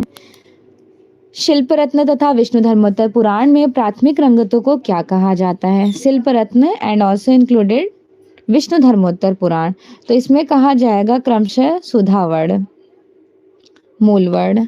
वर्ण शून्य क्या होता है? वर्ण शून्य also called eight black and white colours. ठीक है, तो काले और सफेद रंग की जो दृश्यानुभूति होती है उनको वर्ण शून्य में रखा जाएगा। क्लियर? नेक्स्ट देखिए, वर्ण के कितने गुण होते हैं? तो 3, रंगत, बल और संघनता। रंगत किसको कहा जाता है? रंगत also called as hue. Hue is the name of colour. जैसे आपका नाम है ना, सबका अलग अलग नाम है, जैसे राहुल हो गए, राम, सिया, अंश, प्रतिभा, ये सारे लोग सबका अलग अलग नाम है। तो बस जिनका अलग अलग नाम होता है उनको कहा जाएगा रंगत। जैसे लाल कलर हो गया, पीला, नीला, हरा, ठीक। और मान क्या होता है? उसकी वैल्यू, मतलब डार्क टू लाइट टोन को रिप्रेजेंट करता है। और इंटेंसिटी क्या करता है? तो इंटेंसिटी क्रोमा जो होता है वो प्योरिटी को रिप्रेजेंट करता है, शुद्धता को बस यही है। अग्रगामी रंगतें किसे कहते हैं? जो रंग सर्वप्रथम दृष्टि को आकर्षित करती है उनको अग्रगामी कहते हैं। जैसे लाल, आगे की ओर चले जाना। लाल तथा बैंगनी रंग आगे कौन से किरणों में आता है? लाल से आगे इंफ्रा रेड, बैंगनी से आगे अल्ट्रा वायलेट रेज, ठीक है। कौन सा रंग प्रथम श्रेणी, प्राथमिक श्रेणी में जो आता है विरेडियन ह्यू को रखते हैं। तान, इंग्लिश में इनको टोन्स कहा जाता है। तो 3 टाइप्स के टोन्स होते हैं, light, middle and dark. But अलग अलग बुक्स, मतलब अलग अलग चीजों में क्या क्या कहा गया। रंगत के हल्केपन व गहरेपन को तान कहते हैं। प्रकाश कुंजी किसे कहते हैं? सक्रिय अथवा सहायक अंतराल में तान का रिप्रेजेंटेशन होता है। चित्र में तान का प्रयोग किसमें किया जाता है? संपूर्ण चित्र में किया जाता है, कंप्लीट पेंटिंग्स में। बल, वैल्यू के विचार किसमें किए जाते हैं? रंगों में किए जाते हैं। तान का प्रयोग किस प्रकार के वर्ण व्यवस्था के आकर्षण को रिप्रेजेंट करता है? संगतिपूर्ण वर्ण क्रम को, ठीक, क्लियर। नेक्स्ट, किसी विधि से निर्मित किए गए तान को क्या कहा जाएगा? संभवतः नहीं है तो वो रेखा चित्र नहीं होता है। तान में कितने भेद होते हैं? तो 3 टाइप्स के होते हैं, light, middle and dark tone. For example, आपने कोई ड्रॉ किया ऑब्जेक्ट, सबसे पहले ये ड्रॉ किए, ये लाइट हो गया, इसके बाद ये मिडल टोन हो गया और लास्ट में बिल्कुल डेप्थ हो गया। तो ये जो 3 टोन्स को रिप्रेजेंट करना होता है उनको बोलते हैं तान। रंगत के संघनता किस प्रकार में कम कर सकते हैं? तटस्थ रंग को मिलाकर। सफेद के मिश्रण से तैयार किया जाने वाला कलर्स कौन सा कहलाएगा? टिंट। और तीव्र प्रकाश दिखाने के हाईलाइट, मतलब वो सरफेस को आपको ब्लैंक छोड़ देना होगा। टेक्सचर, पोत वयन किसको कहा जाता है? पोत वयन टेक्सचर जो है वो धरातल के बुनावट को कहते हैं। वयन अथवा टेक्सचर धरातलीय गुण है। कला का वह कौन सा तत्व है जिसके बिना चित्र रचना करना संभव नहीं है? अनुभूति, ठीक है। अनुभूति एज लाइक एक्सप्रेशन। पोत का अनुभव कितने प्रकार से किया जाता है? पोत टेक्सचर का जो आप अनुभव लेते हैं, स्पर्शनीय गुण, चाचोस विजुअलाइजेशन एंड अनुभूतिज, मतलब स्पर्शीय ज्ञान, 2 प्रकार के होते हैं। पोत बेसिकली 2 टाइप्स के होते हैं। कुछ विद्वानों ने इनको 3 टाइप्स में भी कैप्चर किया है। एक तो प्राप्तिक और दूसरा सृजित होता है। विद्वानों के अकॉर्डिंग देखिए, गिवन अवेलेबल फाउंड्स लाइक कृत्रिम, आर्टिफिशियलिटिक, सृजन, created and the next one natural, ठीक है। चलिए नेक्स्ट पॉइंट देखते हैं।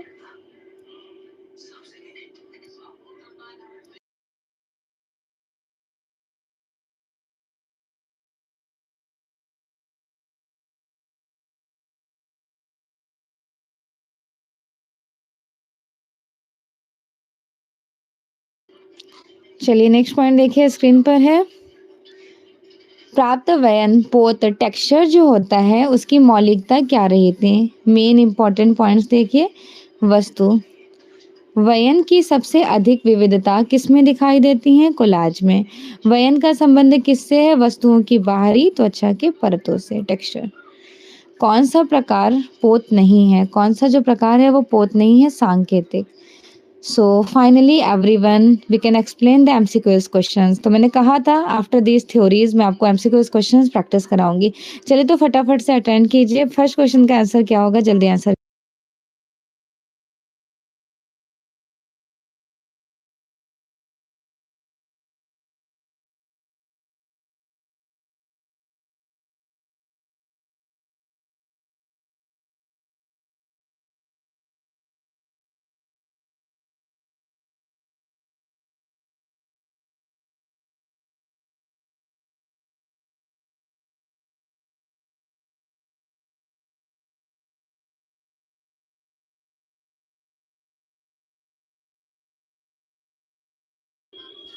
Very good, exactly.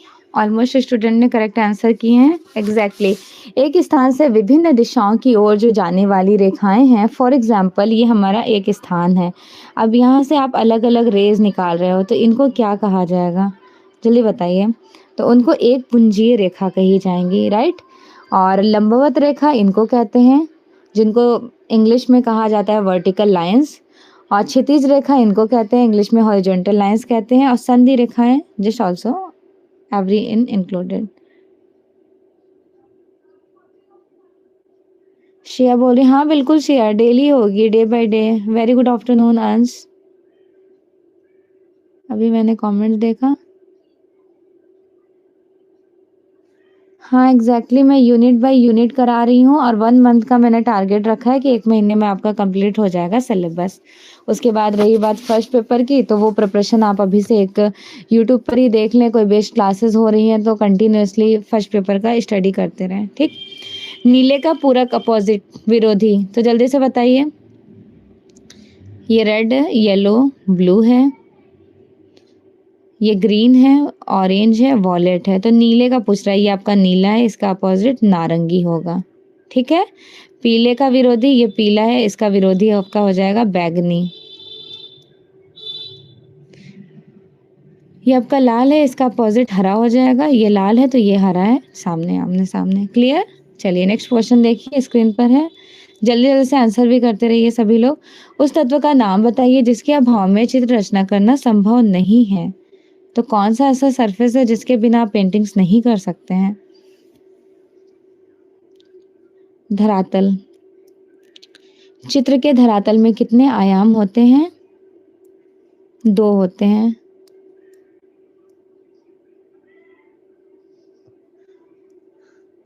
किसी भी वस्तु अथवा आकृति का माप स्वतंत्र रूप से क्या कहलाता है। तो आकृति का माप मतलब उसको प्रमाण कहेंगे। वैसे तो देखिए अनुपात भी हो सकता है, बट ऑप्शन में प्रमाण है तो नियर अबाउट एक सेलेक्टेड ऑप्शन इन्हीं को जाएगा, करेक्ट। चलिए नेक्स्ट पॉइंट देखते हैं। चित्र में रेखा क्या रिप्रेजेंट करती है। पेंटिंग्स में रेखा का क्या रोल होता है। रेखा जो है ये आकृति को रूप देती है, प्रभाव पैदा करती हैं और चित्र को उभारती हैं 3 डायमेंशनल में। भारतीय चित्रकला में रंग के साथ सबसे ज़्यादा किसका रिवोल्यूशन है। लाइट एंड शेड का, लाइंस का, पर्सपेक्टिव का, या फिर मॉडलिंग का।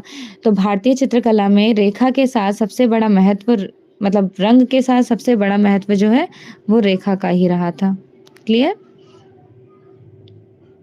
नेक्स्ट क्वेश्चन देखते हैं। आकृति से स्पष्ट होता है। आकृति से देखिए आपका भाव, रूप और लय सभी को क्लियरिफाई किया जा सकता है, सभी स्पष्ट होंगे।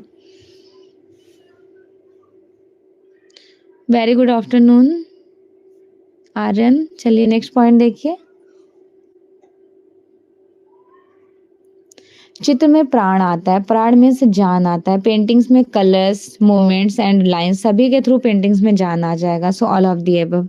वेरी वेरी गुड अंश, करेक्ट आंसर है। नेक्स्ट देखिए।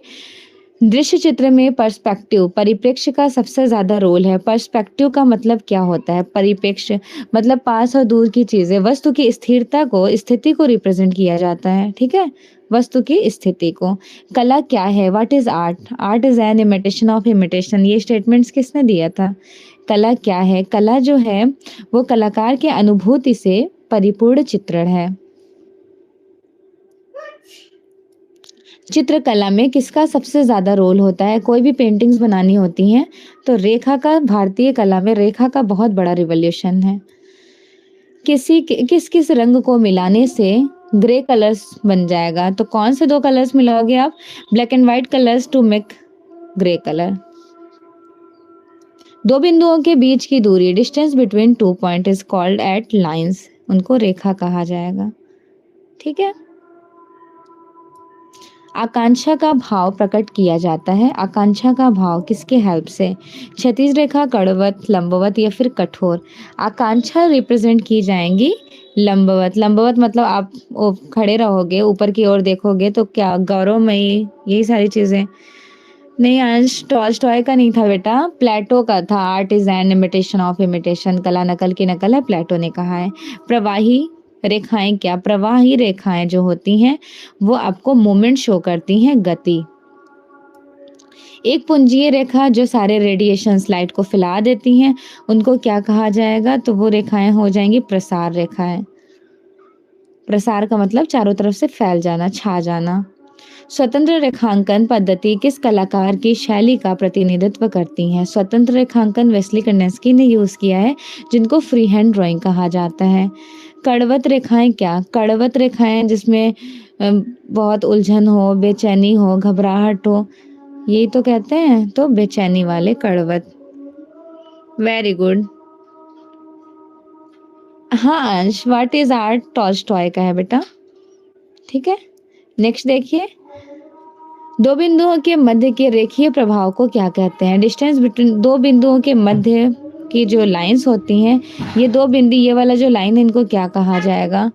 तो इनको अनुभूति, इम्प्लाइड लाइंस, लेकिन डॉट्स में रिप्रेजेंट की जा रही है, मिलाई नहीं गई हैं, तो वो अनुभूति रेखाएं हो जाएंगी। कोणीय तथा तिर्यक रेखाएं किसको? कोणीय मूवमेंटेबल, आप खुद सोच लें, ये कोणीय रेखाएं हैं, तो कोणीय रेखाएं किसको शो करेंगी? असुरक्षा, अनसेफ प्लेस को, जिसमें सेफ्टी ना हो। क्षैतिज रेखाएं किस प्रकार की भाव को रिप्रेजेंट करती हैं? क्षैतिज रेखाएं, हॉरिजॉन्टल लाइंस कौन सा एक्सप्रेशन को शो करती हैं? शांत भाव को रिप्रेजेंट करती हैं, शांत भाव। दर्शक को घन में कितने तल दिखाई देते हैं? How many forms included in cube घन? तो घन में बेसिकली एक दर्शक को दिखाई देते हैं 3।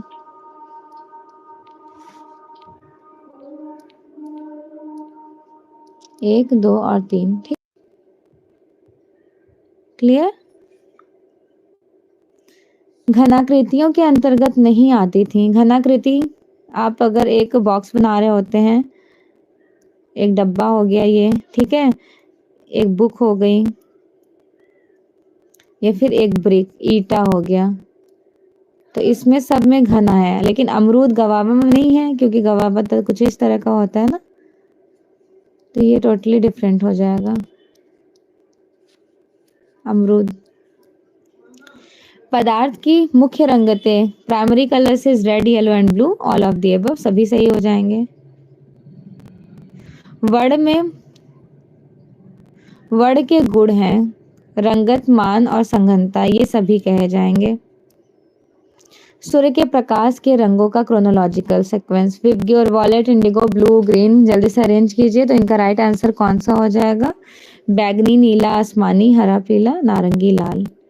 आंख से तंतु रंग या अनुभव करते हैं तो उनका क्या नाम है? जो आप अपने आईज से रिप्रेजेंट करते हो, तो आंखों की मदद से जो कलर्स देखते हैं, रोड्स और कोन्स, रोड से कलर सफेद दिखता है, कोन से दुनिया की हर रंगीन चीजें दिखती हैं।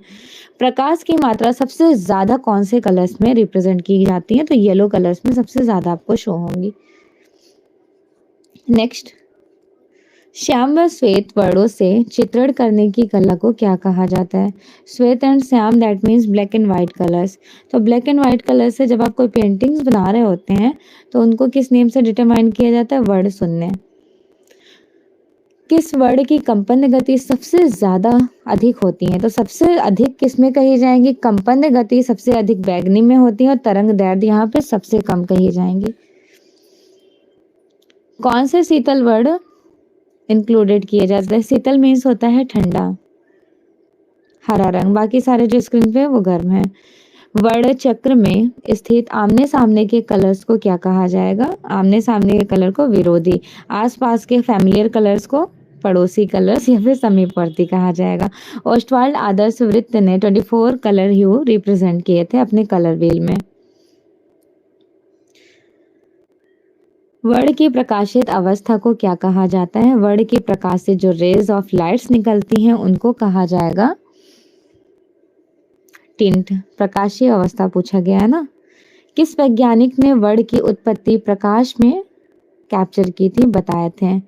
वैज्ञानिक, उनका नाम था न्यूटन, सर आइजैक न्यूटन ने। 1660 ईस्वी में सर आइजैक न्यूटन ने विबग्योर कलर्स की हिस्ट्री के बारे में बताया, और ये डिस्क्रिप्शन। पीला और नीला वर्ण मिलाने से कौन सा रंग बनेगा? जब आप पीले में नीला मिक्स करोगे ना, तो कौन सा नया रंग निकल करके आ जाएगा? हरा रंग। गर्म रंग कौन सा होता है? Warm colours. Warm colour is also capture the form of all, सभी। सर्वप्रथम दृष्टि को आकर्षित करने वाले रंग कौन से हैं जो अट्रैक्ट करते हैं? अग्रगामी वर्ण। तान के मुख्य भेद कितने हैं? तान के मुख्य भेद 3 हैं, लाइट, मिडल और डार्क, प्रकाश, मध्य प्रकाश एंड छाया। दिए very good Arsh and Aryan. Almost everyone, सभी का करेक्ट आंसर है। रंगत के हल्केपन और गहरेपन को क्या बोलते हैं? लाइट और डार्क टोन्स। कहाँ पे आप रिप्रेजेंट करोगे हल्केपन और गहरेपन? दैट मीन्स आपकी वैल्यू बता रही हैं, वैल्यू एग्जैक्ट टोन्स। तान के बारे में डिस्क्रिप्शंस देखने को मिलेगा। पोत से आप क्या अनुभव करते हैं? पोत एज लाइक टेक्सचर के बारे में डिस्क्राइब किया जाता है ना, स्पर्शीय ज्ञान, स्पर्श ज्ञान। प्रत्येक वस्तु में अंतर या उसकी पहचान किसके माध्यम से किया जाता है? तो डिफरेंट ऑब्जेक्ट को आप किसके हेल्प से पहचानोगे? With the help of texture, पोत से। उसके मतलब सरफेस को कैसे पहचानेंगे, ये पूछा गया था। पोत क्या होता है? धरातल के गुण के बारे में बताता है पोत। टेक्सचर जो होता है वो धरातलीय गुण, धरातल की बनावट के बारे में, उनके फॉर्म के बारे में एक्सप्लेनेशन देते हैं। धरातल की बनावट के गुण को कहा जाता है रंग, संतुलन, पोत या सामंजस्य, उनको पोत कहा जाएगा। पोत मुख्य रूप से कितने प्रकार की होती हैं? 2, 3, 4 या फिर 6। तो पोत बेसिकली कैप्चर की जाती हैं। वैसे तो 2 टाइप्स की होती हैं, नेचुरल एंड मैन मेड, लेकिन कुछ फिलोसफर्स के अकॉर्डिंग 3 टाइप्स की बताई गई हैं, प्राकृतिक, सृजित और अनुकृत। अंतराल को भूमि बंधन किस ग्रंथ में कहा गया है? भूमि बंधन कहा गया है सम्रांगण सूत्राधार में। और अंतराल को विष्णु धर्मोत्तर पुराण में स्थान कहा गया है। और स्थान निरपेक्ष कहाँ कहा गया है, ये आप बताएंगे। मैं आपको ऑप्शन दे देती हूँ, बताइए। सम्रांगण सूत्राधार में अभिलाषिता चिंतामणि में कहा गया है या फिर चित्रसूत्र में कहा गया है? जल्दी कमेंट कीजिए। अंतराल को किस नाम से प्राचीन भाषा में जाना जाता था? तो प्राचीन प्री टाइम ड्यूरेशन में अंतराल को कहा जाता था भूमि बंधन, सम्रांगण सूत्राधार में स्थान निरपेक्ष, अभिलाषिता चिंतामणि में स्थान, विष्णु धर्मोत्तर पुराण में, सभी नामों से। मनसोल्लास, ओके एस्पिरेंट अमित। तो मनसोल्लास से ध्यान रखिए कि 2 ग्रंथ है ना इनकी, एक मनसोल्लास है, एक अभिलाषिता चिंतामणि है। तो अभिलाषिता चिंतामणि में कहा गया था। Very good Aryan, exactly. अंतराल को स्थान निरपेक्ष कहा गया था, स्थान निरपेक्ष कहा गया है अभिलाषिता चिंतामणि में। विष्णु धर्मोत्तर पुराण में अंतराल को किस नाम से डिटरमाइन किया गया? विष्णु धर्मोत्तर पुराण है मार्कंडेय मुनि की, इससे अंतराल को किस नाम से जाना जाता है? विष्णु धर्मोत्तर पुराण में स्थान कहा गया है, स्थान निरपेक्ष कहा गया है अभिलाषिता चिंतामणि में, और भूमि बंधन कहा गया है सम्रांगण सूत्रधार राजा भोज की हैं। राइट, नेक्स्ट देखिए। अंतराल समविभाजन का आशय क्या था? चारों ओर से तल का समान भार, तीनों ओर से तल का असमान भार, दोनों ओर से तल का समान भार। मतलब देखिए, विभाजन पूछा है, सम का मतलब सब इक्विवेलेंट होना चाहिए। तो इसका राइट आंसर क्या हो जाएगा? चारों ओर से तल का विभाजन, करेक्ट। स्वर्णिम विभाजन सिद्धांत, गोल्डन सेक्शन का रूल किसने दिया था? यूक्लिड ने। यूक्लिड यूनान से बिलोंग करते हैं।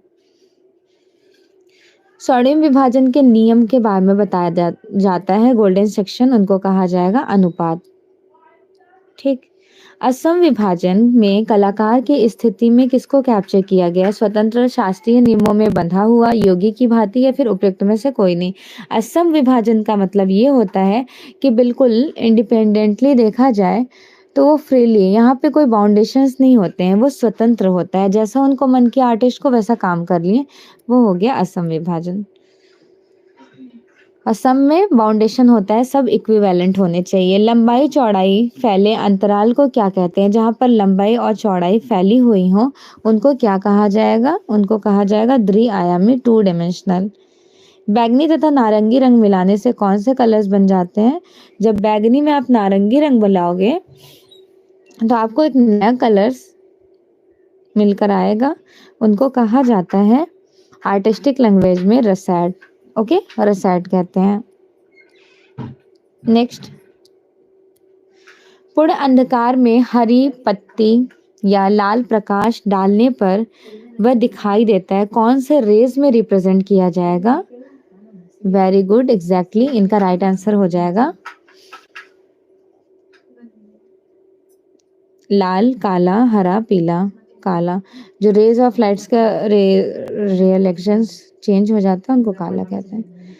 पीले तथा नीले रंग के बिंदुओं को पास पास रंगने की दूरी को दर्शाना क्या कहा जाएगा? ग्रीन, हरा रंग। नीले में जब हरा पीला मिलाएंगे तो हरा ही तो बनेगा। ऑलिव रंग किन रंगों को मिलाने से बनता है? ऑलिव कलर्स, ग्रीन में आप कौन से कलर्स को मिलाओगे? बिल्कुल, वेरी गुड, ग्रीन में आप पर्पल कलर्स को जब मिक्स करेंगे तो ये ऑलिव कलर्स बन जाएंगे। ठीक है, एज लाइक प्रैक्टिकली। दोपहर में इंद्रधनुष किस रंग में दिखाई, किस दिशा में दिखाई देता है? उसका डायरेक्शन कौन सा है? बताइए, उसका डायरेक्शन जो है वो दिखाई ही नहीं देगा, इतना ध्यान रखिएगा, क्योंकि सूरज रेज ऑफ लाइट्स होती हैं तो कहाँ से दिखेगा? पीले प्रकाश में बैगन का रंग क्या होता है? पीले प्रकाश में जो बैगन होते हैं, बैगन कलर्स होते हैं, वो जब पीले प्रकाश दिखाओगे ना तो पर्पल कलर्स के बैगन भी आपको ब्लैकिश में दिखेंगे। रंग, हरा रंग क्या होता है? Green colours. ग्रीन कलर्स जो होते हैं वो कौन से कलर्स होते हैं? वो कूल कलर्स होते हैं, ठंडे रंग। नेक्स्ट, काले व सफेद रंग से बने चित्र को क्या कहोगे? Black and white colours to make a achromatic, और पॉलीक्रोमेटिक मतलब दुनिया के हर कलर्स को मिलाकर बना देना, रंगीन रंग से पेंटिंग बनाना पॉलीक्रोमेटिक। मोनोक्रोमेटिक मतलब एक कोई पर्टिकुलर ब्लू कलर्स लीजिए, लाइट एंड डार्क टोन्स बना दीजिए, उनको बोला जाएगा मोनोक्रोमेटिक। क्लियर हो गया? नेक्स्ट, कौन सी कला रूपप्रद नहीं है? रूपप्रद कला जिनको बोला जाता है प्लास्टिक आर्ट, तो पेंटिंग भी है, स्कल्पचर भी है और आर्किटेक्चर भी है, but music is not a part of रूपप्रद कला। पास पास रेखाएं खींचकर लाइटर शेड्स को रिप्रेजेंट करना, उनको क्या कहा जाएगा? हैचिंग कहा जाएगा। क्यूरोस्क्यूरो क्या होता है? तो ये लाइट एंड शेड को डिपिक्ट करता है। Sfumato also called at light and shade depiction. और एचिंग ये अम्लांकन इंटेग्लियो का पार्ट है। जनसाधारण से संबंधित चित्रों को क्या कहते हैं? जनसाधारण से संबंधित जो पेंटिंग्स होती हैं उनको क्या कहा जाएगा? तो ये जनसाधारण या फिर जनरल लाइफ की पेंटिंग बनाई गई हैं कंपनी स्कूल में, जो डेली लाइफ को रिप्रेजेंट करते हैं। क्यूरोस्क्यूरो टेक्निक स्टार्टिंग्स हुई थी लियोनार्डो दा विंसी के हेल्प से, इन्होंने खोज किए थे। रंग की एक परत सूख जाने पर पारदर्शक रंग की दूसरी परत लगाना, जिससे चित्र में अगला परत दिखाई देता है, उस प्रक्रिया को क्या कहते हैं? उन प्रक्रिया को कहा जाएगा ग्लेजिंग। ठीक है। कौन सा तत्व षडांक का पार्ट नहीं है? रूपभेद प्रमाणानि भाव लावण्य योजनम सादृश्य वर्णिका भंग चित्र इति षडंगकम। तो संतुलन is the part of principle of art, जिनको बोला जाता है हिंदी में संयोजन के सिद्धांत। संयोजन के सिद्धांत कौन कौन से हैं? Unity, harmony, balance, emphasis, rhythm and proportion, मतलब सहयोग, सामंजस्य, संतुलन, प्रभाविता, लय और प्रमाण, ये आपके हो जाएंगे संयोजन के सिद्धांत, इसलिए ये नहीं है। बाकी ये तीनों किसका पार्ट है? तो ये तीनों आपका षडांक का ही पार्ट कहलाएगा जाएगा। ठीक है। इम्पेस्टो टेक्निक्स स्टार्टिंग होती है। Impasto is the 3 dimensional form the developed of the theory invention Robert Bradby, इन्होंने खोज किए थे। He was the founder of impasto. Paintings में की जाती है इम्पेस्टो। रंग को कपड़े या कागज पर रब करने के टेक्निक्स को क्या कहोगे? पेपर पर अगर आप किसी कलर्स को मर्ज कर रहे हैं उनको कहा जाएगा फ्रॉटेज। ठीक है, फ्रॉटेज। छोटे छोटे बिंदुओं को पास पास रख कर छाया प्रकाश को रिप्रेजेंट कर देना, उनको क्या कहा जाएगा? तो उनको स्टेपलिंग कहा जाता है या फिर स्पैटरिंग। बिल्कुल, स्टेपलिंग कहा जाता है। क्लियर, वेरी गुड, सबका आंसर बिल्कुल करेक्ट है। नेक्स्ट देखिए, ब्रोकन कलर्स को कैप्चर करना प्राकृतिक चित्रों के लिए पाश्चात्य कलाकार ने सर्वप्रथम खोज किए थे ब्रोकन कलर्स का। तो किसने किया था सबसे पहली बार? वैसे तो इम्प्रेशनिज्म आर्टिस्ट प्रॉपरली यूज करते हैं, कॉन्स्टेबल कहे जाएंगे। अंतराल क्या है? ये है कलाकार का कार्यकक्ष, ठीक है। आर्टिस्ट का वो एरियल सरफेस है जहां पर आर्टिस्ट पेंटिंग करते हैं। एक स्थान से विभिन्न दिशाओं की ओर जाने वाली रेखाओं को कहा जाएगा एक पुंजीय रेखाएं, क्योंकि एक ही स्थान से वो बिल्कुल स्प्रेड हो जा रही है ना। क्षितिज रेखाएं ये वाली लाइंस होती हैं और ये वाली लाइंस आपकी होती हैं एक पुंजीय रेखाएं, संधि रेखा। नेक्स्ट, चलिए नेक्स्ट देखिए। फल फूल पत्तियों आदि का यथार्थवत चित्रण क्या कहलाएगा? फ्लावर्स और ये सारे चीजें आप कैप्चर करोगे नेचुरल में, realistic still life. Very good, exactly, प्राकृतिक अंकन है ना। वर्ड के गुण हैं, वर्ड के गुण 3 हैं, लाइट, लाइक ह्यू, वैल्यू और इंटेंसिटी। तो करेक्ट तीनों हो जाना है, ऑल ऑफ द एबव, इनमें से सभी। शीतल वर्ड कौन से हैं? शीतल मतलब कूल कलर्स, कूल कलर्स कहे जाएंगे ग्रीन। बाकी सारे जो दिख रहे हैं ये वार्म कलर्स हैं। What is perspective? क्षयवृद्धि क्या है?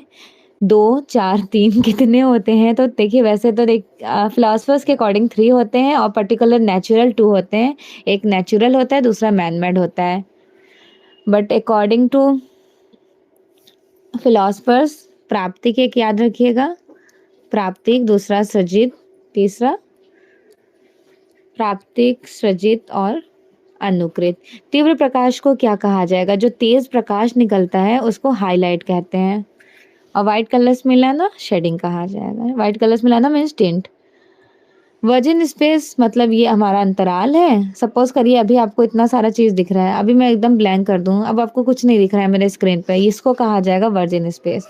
वर्जिन स्पेस का मतलब होता है खाली।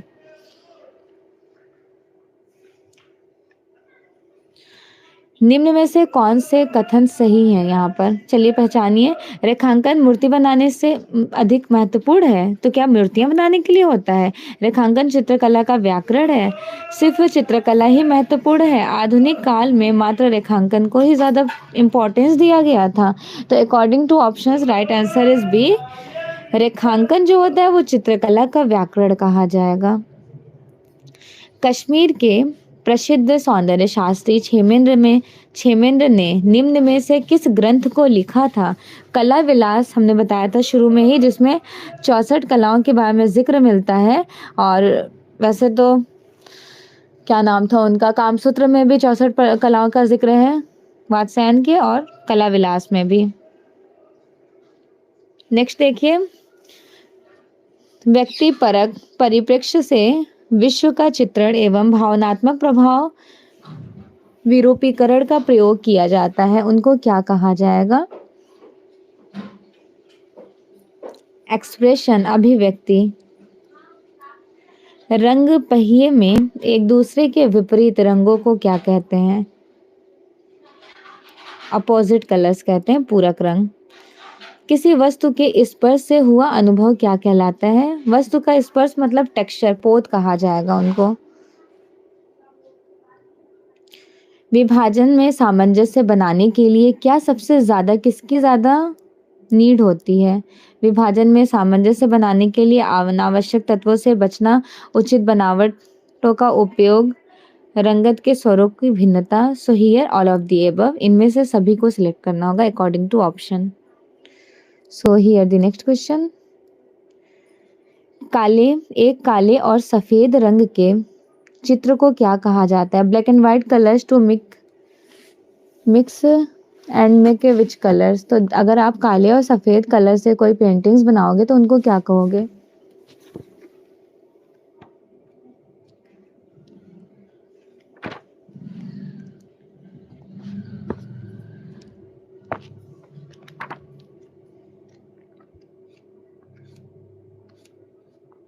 वेरी गुड, एग्जैक्टली, बिल्कुल। जिन्होंने 90 का, देखिए एक मिनट रुक जाइए, जब आप काले और सफ़ेद रंग से कोई पेंटिंग्स बनाएँगे ना, तो उनको किस नाम से डिपिक्ट करेंगे? बिल्कुल अंश जी, एक रंग कहा जाएगा, एक रंग से बनाना। वैसे तो कहा जाएगा एक्रोमैटिक, एक्रोमैटिक बट ऑप्शन में तो आपको है नहीं। न्यूट्रल कहा जाएगा, ये भी ऑप्शन में नहीं है। उदासीन कहा जाएगा, ये भी ऑप्शन में नहीं है। तो एक रंग योजना मतलब एक ही रंग, ब्लैक एंड व्हाइट कलर से ही तो बनाते हैं पेंटिंग्स, उनको एक्रोमैटिक तटस्थ रंग कहते हैं। चलिए अगला क्वेश्चन देखिए, वर्जिन स्पेस क्या होता है? वर्जिन स्पेस का मतलब क्या होता है? खाली स्थान, राइट? खाली स्थान ही तो कहते हैं। नेक्स्ट, निम्न में से कौन सा कथन सही है? Which one is correct according to options? रेखांकन मूर्ति बनाने में अधिक महत्वपूर्ण है। तो देखिए ये तो अभी आपने सॉल्व किया, चित्रकला, रेखांकन चित्रकला का व्याकरण है, ये सही हो जाएगा। कश्मीर के सौंदर्य शास्त्री क्षेमेंद्र ने निम्न में से किस ग्रंथ को रिप्रेजेंट किया था? कला विलास है क्षेमेंद्र की। पर्सपेक्टिव का जो यूज करते हैं, विरूपीकरण को कैप्चर किया जाता है, उनको अभिव्यक्ति एक एक्सप्रेशन में कैप्चर किया जाता है, राइट? रंग पहिए में एक दूसरे के अपोजिट कलर्स को क्या कहा जाएगा? अपोजिट मीन्स पूरक रंग। दिए गए विकल्पों में से भारतीय कला की विशेषताएं को पहचानना है, तो पहचानिए कौन सा है? अमूर्त है, रेखा चित्रित प्रदर्शन है, वर्णात्मक या फिर धर्म निरपेक्ष? बिल्कुल वर्णात्मक कहा जाएगा, डिपिक्शंस को कैप्चर किया गया ना। इनको सॉल्व कीजिए। दृश्य कला में किन किन चीज़ों की आवश्यकता होती है? आपको चित्रकला, मूर्तिकला, वास्तुकला, लेकिन नृत्य की आवश्यकता नहीं होती है। तीनों सही हो जाएगा, A B and D. A B and D is right answer. Okay, दृश्य कलाओं का संबंध किससे था? दृश्य कला जिसे आप विजुलाइज करते हैं, रूपात्मक तत्व, संगीतात्मक तत्व, शब्द या फिर अभिनय? रूपात्मक तत्वों को एलिमेंट्स के थ्रू। स्वर्णिम विभाजन सिद्धांत गोल्डन सेक्शन का रूल्स जो दिए हैं वो किस में यूज किया जाता है? वो अनुपात, संयोजनात्मक अनुपात के बारे में एक्सप्लेनेशन देते हैं। कला का उद्वांत, मेन पर्पस, मेन उद्देश्य आर्ट का क्या था? आर्ट का मेन पर्पस है परंपरा का संरक्षण, भौतिक सुविधा की उपयोगिता, मनोरंजनता या फिर चेतना व शुद्धिकरण और सौंदर्य बोध? बिल्कुल सही, वेरी गुड। जिन्होंने डी आंसर किया उनका बिल्कुल करेक्ट है, चेतना व शुद्धिकरण का बोध। ओके, एक सेकंड रुकिएगा।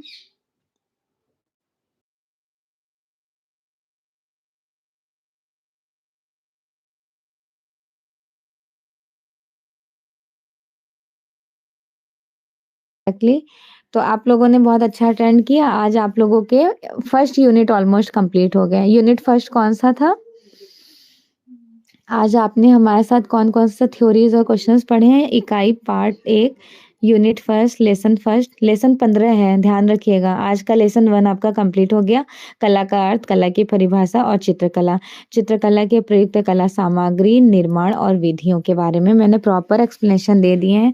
जो भी स्टूडेंट एस्टेट का फॉर्म फिल कर रहे हैं वो इनको बहुत अच्छे से तैयार कर लीजिए और यूपी टीजीटी में तो 100% ये सारे क्वेश्चन पूछे जाएँगे। 100 नहीं 200% का मैं गारंटी ले रही हूँ।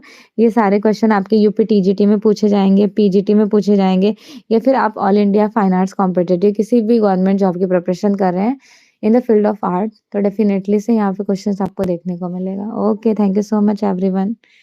अगर किसी भी तरह का कोई डाउट्स होगा तो आप मुझे कमेंट सेक्शन में कमेंट कर सकते हैं।